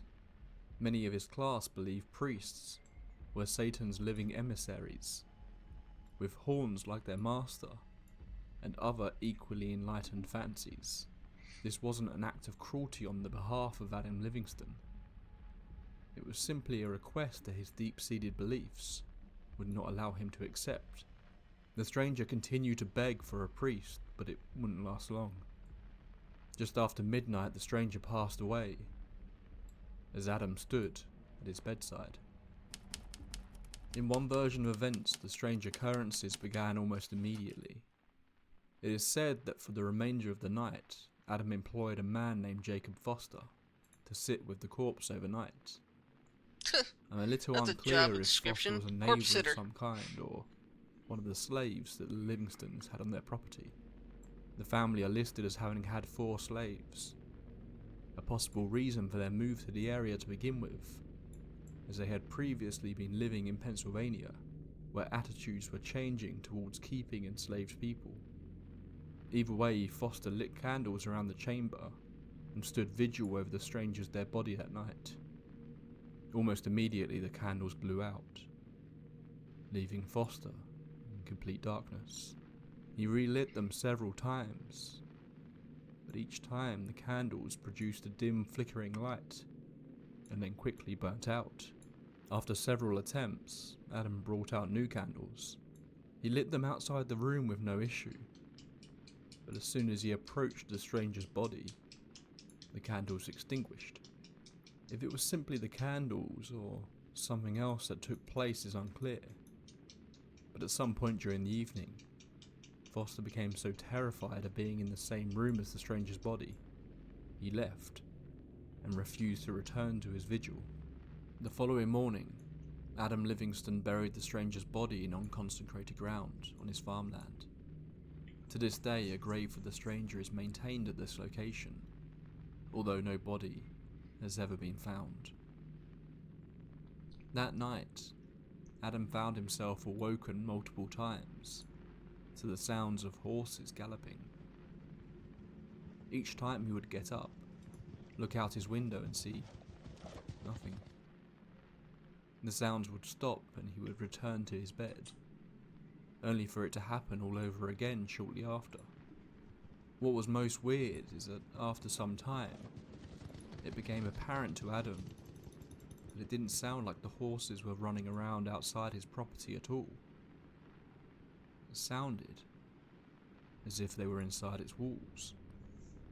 The following evening, something would happen that couldn't be so easily dismissed. Hot coals started to shoot out from the family's fireplace throughout the evening as they sat around it. They were repeatedly forced to put out small fires that began erupting throughout their home after each attack. Eventually it happened with such frequency that the family were forced to put out the fire entirely. They were left with the choice of either facing the freezing cold or have their home potentially burned down. This wouldn't be a one-off occurrence, and the family quickly had to become accustomed to wrapping themselves up tightly as they could. The fireplace had become too dangerous to light. It seemingly wasn't a totally foolproof way to combat the fires though. On several occasions, various members of the family would retreat to their bedrooms for the evening, only to find their bed engulfed in flames, the family running around in terror each time, desperately trying to put it out. The nocturnal sounds became a consistent visitor as well. More common than the horses was the banging.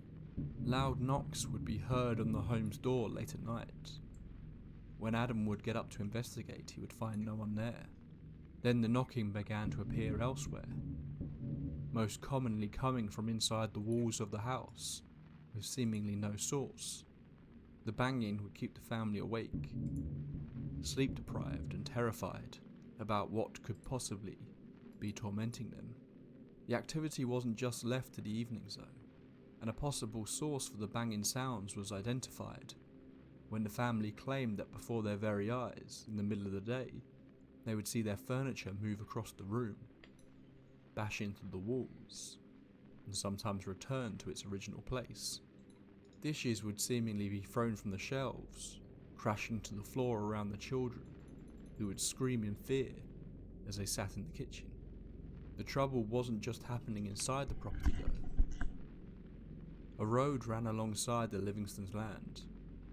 They repeatedly found angry men banging on their door, demanding to know why the family had set up a rope across the road that was blocking their carriages from getting through. The Livingstons had no idea why it was there and would take it down, but it would keep appearing, day after day. Around 4 miles from the Livingston property lived an Irish Catholic family called the McSherrys. They too would be witnesses to the events taking place at the Livingstons' home. One day, 2 of the daughters of both households were bleaching a new piece of linen and left it out on the grass to dry. When they turned away just for a brief moment, Let me guess, it caught fire. the linen vanished. A costly mistake. A piece of linen this size was worth a decent amount of money, and the girls likely got into a lot of trouble with their families for letting it go missing. Strangely, after 3 weeks it was found, neatly folded on top of a bush, in perfect condition. It was around this time Midway Village got the strange nickname of Clip Town, and the apparent haunting started to gain a sense of notoriety in the surrounding area. The family would begin to hear the strange sound of shears opening and shutting around their home, yet again with no apparent source. Soon they began to notice what was happening. Small crescent moon-like shapes were being cut into any fabric items around their house by these seemingly invisible scissors. Clothes, bedding and tablecloths were all found with the strange shapes cut out of them. Word of the haunting was spreading, and visitors began to flock to Middleway to see the strange phantom clipping. Many reported taking handkerchiefs out of their pockets to discover them cut up. A tailor was due to deliver an expensive new suit to one of his clients, but he unfortunately took a route that took him past the Livingstons' home. When he arrived and unveiled the outfit, the customer was not impressed to find it had been cut to ribbons. Another visitor of the house took off her hat as she entered and placed it in her pocket. When she went to leave, she pulled her hat out, only to find it had been cut into dozens of pieces. In another almost comical incident, a group of young men brought their dates up to the Livingston property one night to show off how brave they were on this haunted land. While dancing, one of the men heard the familiar snipping sound.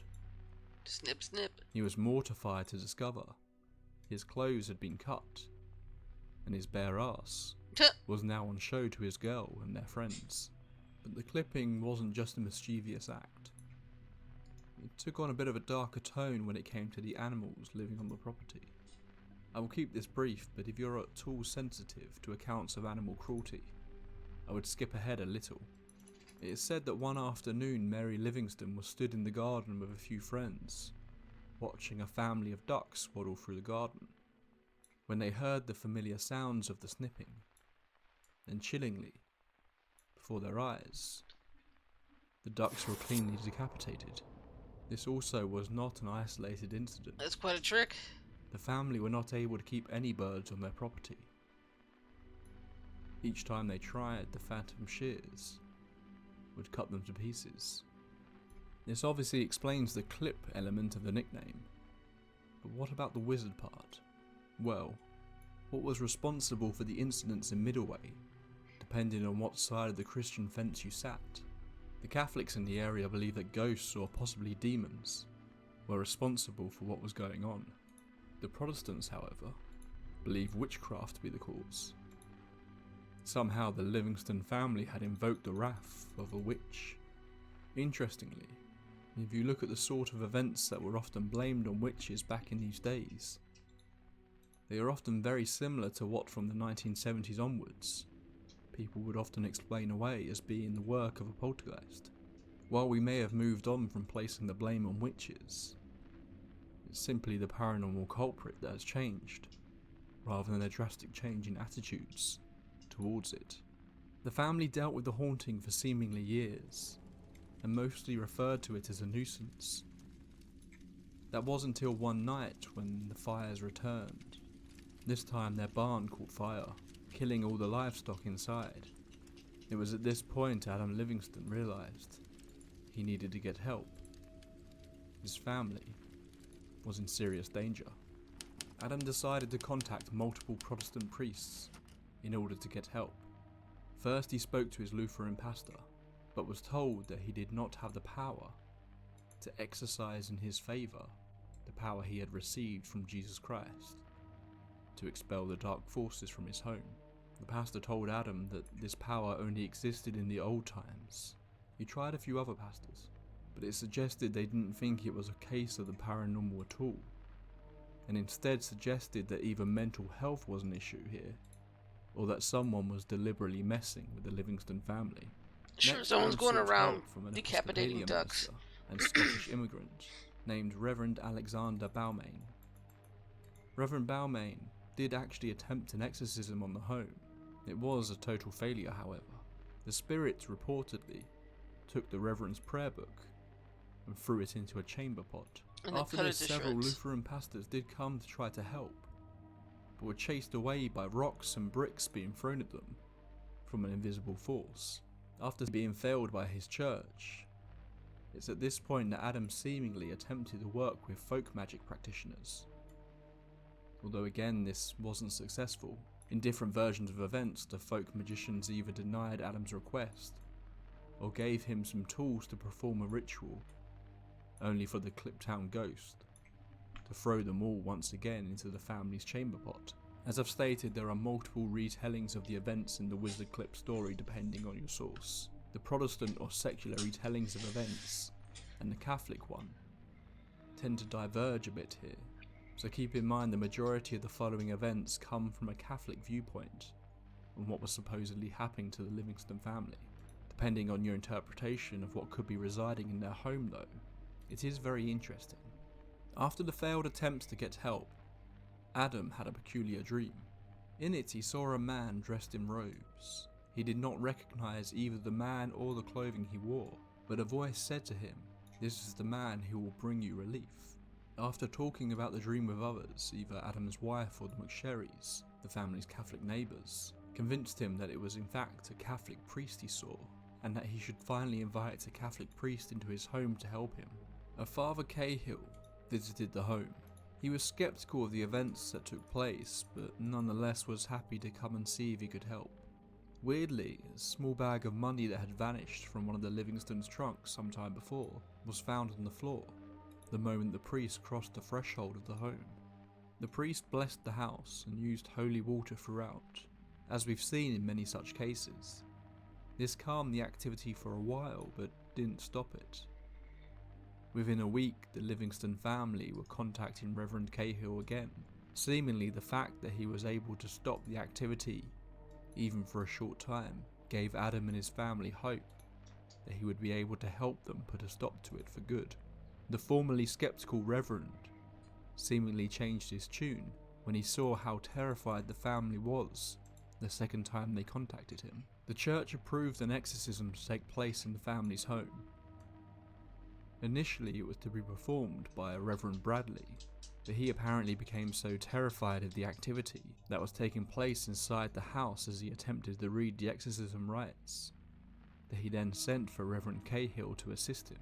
The exorcism was successful, at least in the eyes of the Catholic Church, although when you consider what comes next, I have my doubts. In a letter from Mary Livingston printed in a local newspaper, she claimed the exorcism had in fact not been successful, and that their home was still being plagued by strange activity. Others, many of whom were connected to the church, began to blame Mary, claiming she was in fact behind the whole thing, and had been playing a cruel trick on her husband for many years. Not long after the exorcism, a second unnamed stranger apparently appeared one day at the Livingston's door. He was a poorly dressed, barefooted man who claimed to be on his way to visit family. When offered a pair of shoes, he said he did not need them, as where he was from it was neither hot nor cold. He then said he was there to teach the family the way to his father. He stayed with the family for 3 days, and during this time spoke at length with them about the Catholic faith, seemingly in an attempt to convert them, which appeared to be successful. The man then left, disappearing off into the distance across one of the fields. Adam later referred to this encounter as a visit from an angel, but that man leaving seemed to bring about the next chapter of the story. A few weeks later, Adam was startled to see a strange glowing light in the corner of his room. He became even more surprised when the light began to talk. It too claimed to be there to teach him about the ways of his new faith. It told Adam that it was once alive, just like him, but it would not allow Adam to see what it looked like until towards the end of Adam's life. In many Catholic-centered takes on the story, the voice is seen as a positive figure in the family's life, one to offer support and protect them. But when you look into exactly what it did and said to the family, it doesn't sound like a caring protector at all.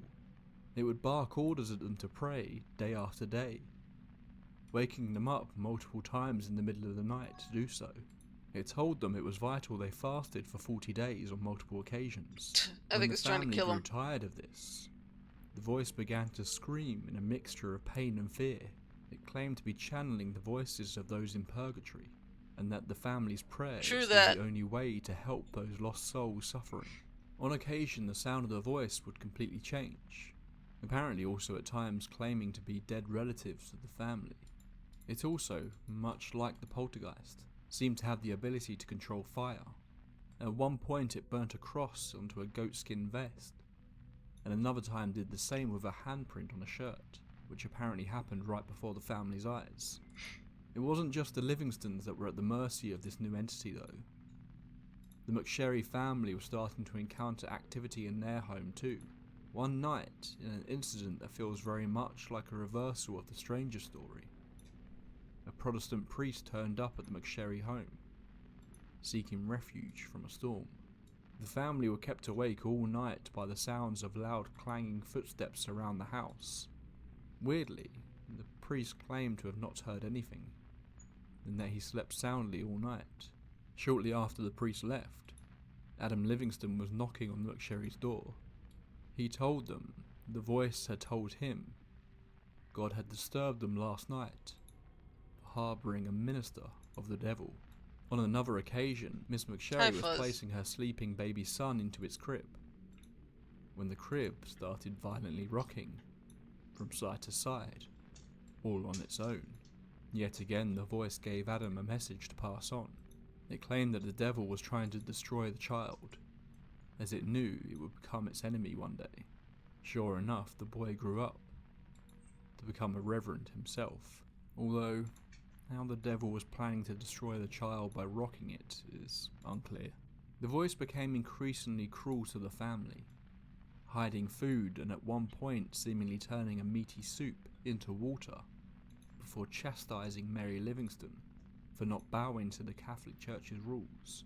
It lectured the family about sins such as vanity, breaking mirrors if they were to look into them too long, The voice then started being blamed for inflicting physical pain on the family. When one of Adam's sons refused to do his reaping chores on the farm, his knee almost instantly became inflamed, an infection that kept him stuck in his bed for a year and a half. After the time had passed, That's quite an injury. The voice declared the boy had suffered enough, and he miraculously became better. One day while out working the fields, Adam claimed he was overcome with the pain of the souls trapped in purgatory, and was found doubled over in pain, as white as a sheet by his family. On another occasion, the apparition of an arm manifested before Adam's eyes, and struck him across the face, seemingly for no reason other than to harm him. The voice also appeared to know things. It revealed family members' secrets and sins. It spoke of forthcoming deaths, and even seemed to know of events that were taking place miles away, to people they knew, before news could travel to them. At one point the voice claimed that Mary would die in her home, so any time Mary fell sick, she would quickly take herself off to a friend's house. This worked for a few years seemingly, until Mary finally passed in their home. In one account, a Catholic man who lived nearby had a Protestant wife. She became gravely ill and once again, much like the stranger, requested a priest to visit her. A messenger rode to Middleway to the McSherry residence, where priests often stayed. However, when the priest went to get his horse, he could not find it anywhere. Was it The decapitated? voice later confessed to Adam that it had made the man's horse disappear, to punish the woman for attempting to convert to Catholicism so late. Adam Livingston's conversion to the Catholic faith seemingly lasted throughout the remainder of his life, and saw him donate the majority of his land to the church. He remained there for several years, living on the edge of the land before finally moving back to Pennsylvania in his final years. What happened to Adam over that time has not been recorded, although some have said that he claimed the voice remained with him for 17 years before leaving him. Why it decided to leave, we do not know, but just 5 years later, Adam was dead. We will never know if the voice presented its true form to him before it vanished for good. The events that took place at Wizard Clip will always be a mystery. What we have here is an account of a haunting that took place over decades, but it has inevitably been warped through time, retold by many who have put their own religious or superstitious spins on it. I've tried to present something resembling the most widely reported version of events, but there are so many different variations. I strongly recommend checking out the book I mentioned at the start, if you wish to really delve into this further. I'd love to know what you all think of this one. As a story, it feels like Definitely a an interesting fascinating tale. mixture of paranormal events, urban legends, folklore and religion, all in one scissor-welding creation. If you want to, please leave me your thoughts on the case in the comments below, and as I mentioned earlier, if you have a topic you want me to cover, then please suggest that as well. I don't always get to respond to everyone, but I do read every single comment that gets left. Also, if you want to What are you support the doing, channel, Fuzz? you can do that really simply by clicking like and subscribing if you haven't already. I mentioned at the end of the last video I might struggle to get as many episodes out this month, but once February hits I should be fully back into the swing of things, and be bringing you a new episode every couple of weeks. As long as things go to plan, the next one is going to be a big one. So hopefully I'll see you then. Thank you for sticking with me through this strange story. Until next time, pleasant dreams.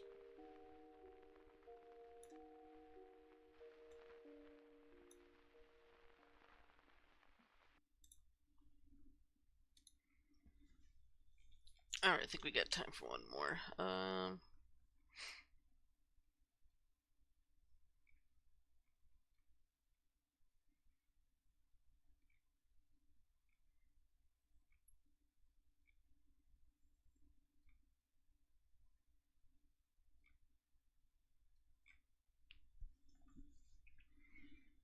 Give me a second here.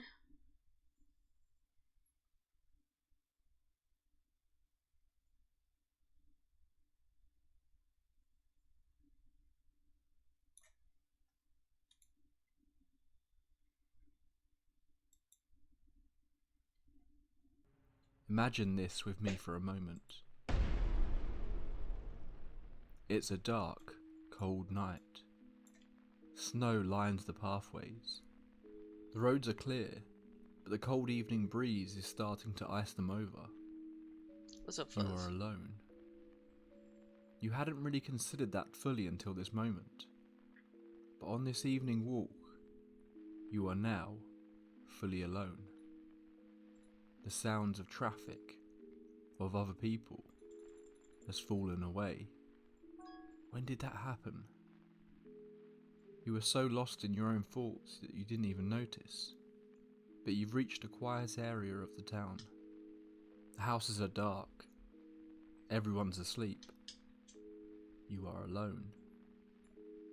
Or, so you think, until you step around the corner and see her for the first time. It's a woman. Maybe an older woman. It's hard to tell as she has her back to you, dressed in white with her arms outstretched into a T shape. You pause for a moment, but then a smile momentarily crosses your face.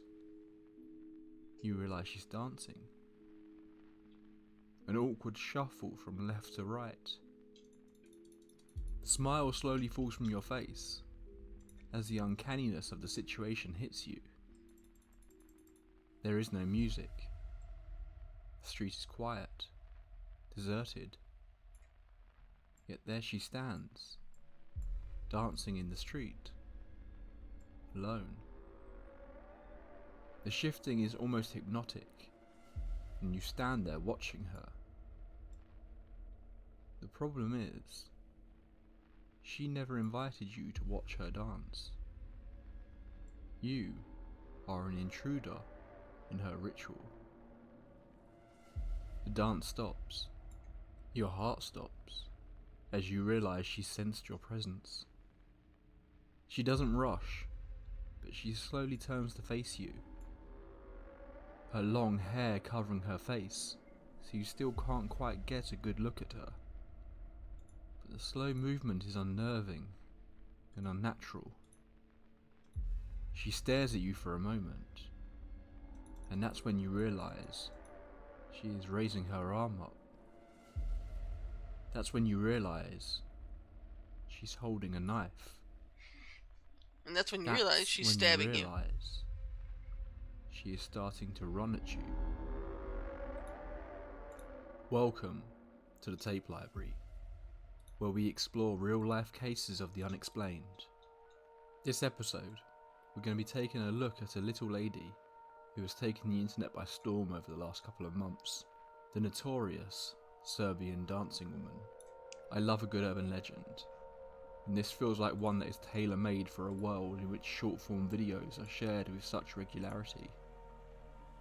Recently, TikTok has been filled with videos of a strange dancing woman who has been supposedly spotted by numerous people dancing alone at night in the streets of Serbia.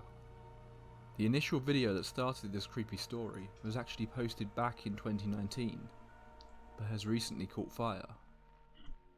In 2019 in Serbia, numerous people were reporting encounters with a strange lady wearing a white traditional dress. She would approach people at night, standing in front of their cars, and was reported to be waving around a knife. There are news reports about this woman from the time, including one that has recently gone viral, that sees a number of reporters going out to try and spot the strange woman.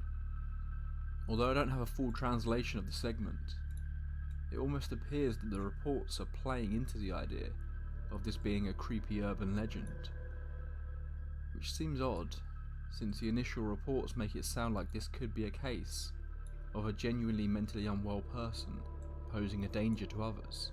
Supposedly, the police received reports that the woman was spotted dancing in the streets, was seen chasing people with a knife near a hospital, and even attacked a pregnant woman. Although, I have struggled to find concrete reports of these specific incidents from that time. Either way, during this first batch of sightings, the original Serbian dancing woman video was posted. And let's be honest, Whatever is happening here in this video is weird. Apparently taken from near the aforementioned hospital, this person sent in to the local television network a video of a strange woman dancing in the street. Although she doesn't appear to do anything threatening here, it's been suggested that this is the same woman that was terrorising random passers-by earlier that night. As creepy as the video is, it didn't provide any evidence of any crime, and it's almost impossible to identify the woman from it. Despite that, the legend of the Serbian dancing lady was well underway, and people were worried to walk the streets at night in case they bumped into her. Then, she was gone. The reports of a deranged knife-wielding woman dried up. For almost 4 years, it appeared the Serbian dancing lady had vanished. Jump forward to 2023, and it would seem that she's back. A video posted back in February of this year is reported to be the first of this new batch of sightings. It's only 11 seconds long, and we slowly zoom into a shot of a woman dancing alone in the street at night from what appears to be an apartment window, with that scary music that any fans of the creepier side of TikTok will be familiar with. What jumped out as odd to me, while this video has racked up well over 100 million views at this point, the account was never posted again. This video gave the rumours about this strange woman prowling the streets of Serbia even more fuel. The caption to the video simply reads, "Be careful, guys." Then the floodgates opened. The Serbian dancing lady became a bona fide viral sensation on TikTok. Video after video is posted of her online. Over the past few months, millions of people have watched creepy videos of this strange woman dancing in the street. The lore of the Serbian dancing lady has taken on a life of its own as well. Some say that if you just quietly watch her, she will eventually stop dancing and simply walk off into the night. However, if you speak to her, make eye contact, or in any other way interrupt her dance, she takes this very personally. She will then turn and chase after whoever has interrupted her with a weapon, most often a knife. Others have suggested that it isn't interrupting her exactly that causes the attack though. Instead, it's almost a sign of disrespect to the Serbian dancing woman. If she hasn't given you permission to look at her, then she will come after you. I love this interpretation of the legend, and have been very amused to see the sheer amount of comments under many of these videos, with people apologising to the dancing woman for watching the video, seemingly worried that even viewing a video of her dancing will mean that she might come for them. That watching these videos yourself may make it more likely that, when you are walking home alone at night, you will come across her, waiting for you.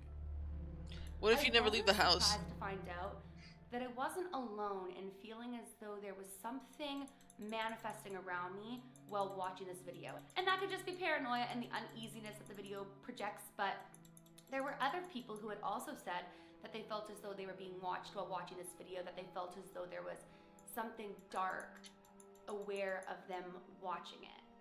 I love this, and it's fascinating to see the different aspects of this modern day urban legend forming before our very eyes. But what makes the Serbian dancing woman such an effective phenomenon, I think, is two things. One is the simplicity of it. There isn't anything grand or otherworldly about this for the most part. It's just a woman dancing in the street. It's the uncanniness, the feeling of something relatively normal taking place in an unusual setting, that makes it so unsettling. Secondly, the fact that it seems to come from a place of reality. While it's undoubtedly the case that many of these videos that are going around online are fake, it seems the legend of the Serbian dancing lady originates from a real occurrence, supposedly in the town where this is taking place. police have asked people to be extra vigilant when out at night, so it would appear that there is something to this new batch of sightings, beyond just a silly trend. It's so fascinating how this has really struck a chord with people. Out of all the terrifying stories that exist out there about the paranormal and the unexplained, there is just something about this dancing lady that seems to really send chills up people's spines. It's so hard to put into words what it is about it that's so creepy, but it really is. My favourite twist on the Serbian dancing lady actually does take her out of the realm of reality and adds a supernatural side to this strange story. One of the creepiest videos has the dancing woman. It's unclear which way she's facing. Her body seems to be positioned with her back to us, but although unclear in the grainy footage, it appears her face can be seen, almost like her head is twisted around, backwards. On the other side of the road is something. Again, it's hard to make out, but it appears to be a rounded black shape that is almost mimicking her movements. This odd video has led a number of people to suggest that whatever is over the road from her is controlling her, and that maybe that thing is something demonic. This adds a whole extra layer to the story. It's apparent that it's likely not the same woman in many of the videos that have been shared online. But maybe that's the piece of the puzzle many have been missing. Maybe there isn't a singular dancing woman, and in fact, whatever is seen in this video is taking control of multiple women, controlling them for reasons we might never quite understand. When I first came across these videos, two things sprung to mind. First was the story of the 1518 dancing plague, which is a story I hope to cover in more detail in the tape library in the future. But for those who don't know, in what is now France back in July of 1518, the people of the town of Strasbourg started to dance uncontrollably. It started with a single woman who just broke into dance and was unable to stop. But then this strange phenomena seemed to take over the town, with supposedly hundreds of people being affected. The strange occurrence went on for months, and it has been said that many of them danced until they died of exhaustion, although the reports of this are sketchy. While this is the most famous case of an outbreak of uncontrollable dancing, it isn't the only time it's happened. The other thing that came to mind was what is perhaps my favourite creepypasta of all time. So I thought, just to bring this strange episode to a close, I'd read you that story. But before I do, I'd love to hear what you think about the Serbian dancing lady. Is it all just a big hoax? Or a real life event that has grown into a simple viral trend? Oh shit, I didn't save it as a PNG. Is there something more to it? 1 second. Drop me a comment below and let me know what you think. Okay, here's the creepypasta that I think, if didn't at least inspire some of the lore behind the dancing woman, it at least has some creepy parallels. I remember hearing this on a podcast late at night while I walked home down a dark, quiet road, and it creeped me the hell out. This is the Smiling Man. About 5 years ago, I lived downtown in a major city in the US. I've always been a night person, so I would often find myself bored after my roommate, who was decidedly not a night person, went to sleep. To pass the time, I used to go for long walks and spend the time thinking. I spent 4 years like that, walking alone at night, and never once had a reason to feel afraid. I always used to joke with my roommate that even the drug dealers in the city were polite. But all of that changed in just a few minutes of one evening. It was a Wednesday, We'll put Fuzz somewhere by the between tree. 1 and 2 in the morning, and I was walking near a police patrol park, quite a ways from my apartment. It was a quiet night, even for a weeknight, with very little traffic and almost no one on foot. The park, as it was most nights, was completely empty. I turned down a short side street in order to loop back to my apartment when I first noticed him. At the far end of the street, on my side, was the silhouette of a man, dancing. It was a strange dance, similar to a waltz, but he finished each box with an odd forward stride. I guess you could say he was dance walking, headed straight for me. Deciding he was probably drunk, I stepped as close as I could to the road to give him the majority of the sidewalk to pass me by. The closer he got, the more I realised how gracefully he was moving.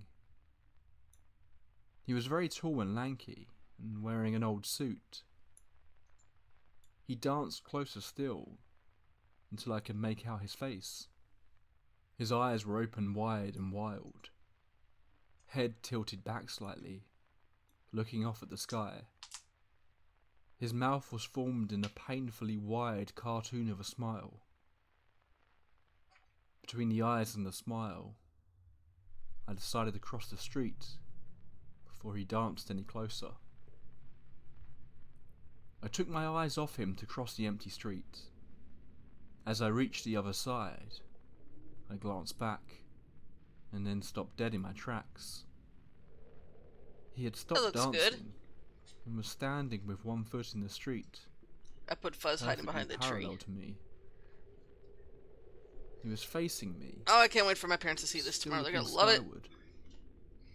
Smile still wide on his lips. I was completely and utterly unnerved by this. I started walking again, but kept my eyes on the man. He didn't move.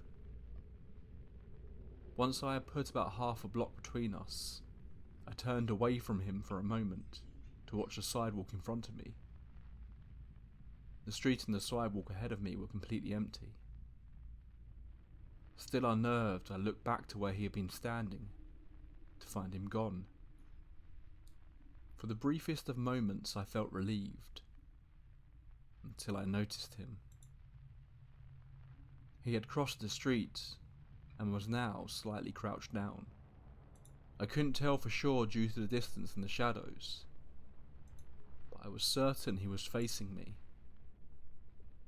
I had looked away from him for no more than 10 seconds, so it was clear that he had moved fast. I was so shocked I stood there for some time, staring at him. And then he started moving toward me again. He took giant, exaggerated, tiptoed steps, as if he were a cartoon character sneaking up on someone. Except he was moving very, very quickly. I'd like to say at this point I ran away or pulled out my pepper spray or my cell phone or anything at all. But I didn't. I just stood there, completely frozen as the smiling man crept towards me. And then he stopped again, about a car length away from me, still smiling his smile, still looking to the sky. When I finally found my voice, I blurted out the first thing that came to mind. What I meant to ask was, "What do you want?" in an angry, commanding tone. But what came out was a whimper. What? Regardless of whether or not humans can smell fear, they can certainly hear it.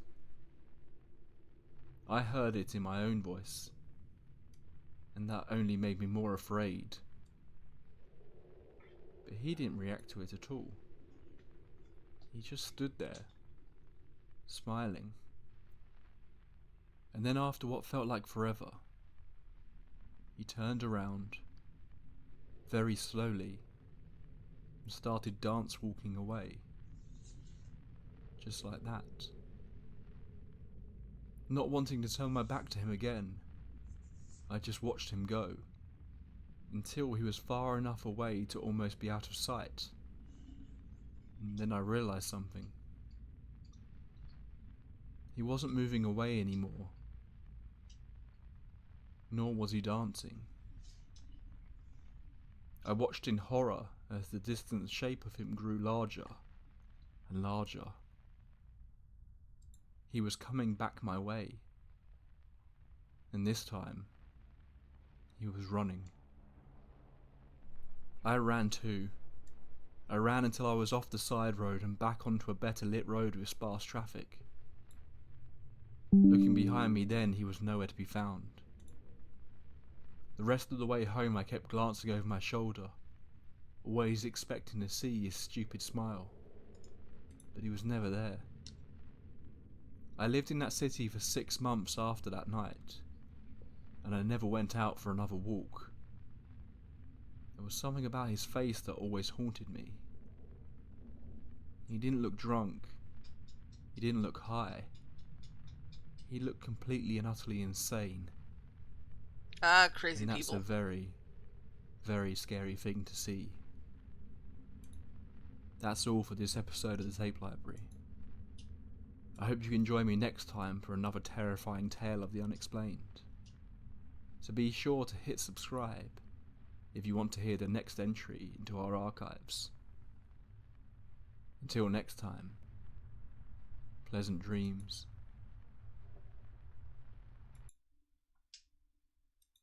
Until next time, indeed. Alright, that's it for me today. We got the Christmas decorations up just in time for tomorrow. Tomorrow will be GTA, which I will probably be playing a lot of. Won't be streaming on Wednesday because that's when I'm going to try to do laundry. But tomorrow's definitely, we're starting GTA story mode, and I will continue it sometime else this week. I also got a collab I got to do with Random Patches. I don't know if Storm's going to be up to streaming this Friday, but we'll see. We'll see how our energy's doing. Thank you for hanging out with me. Thank you for enduring my madness and being a part of getting Castle's score.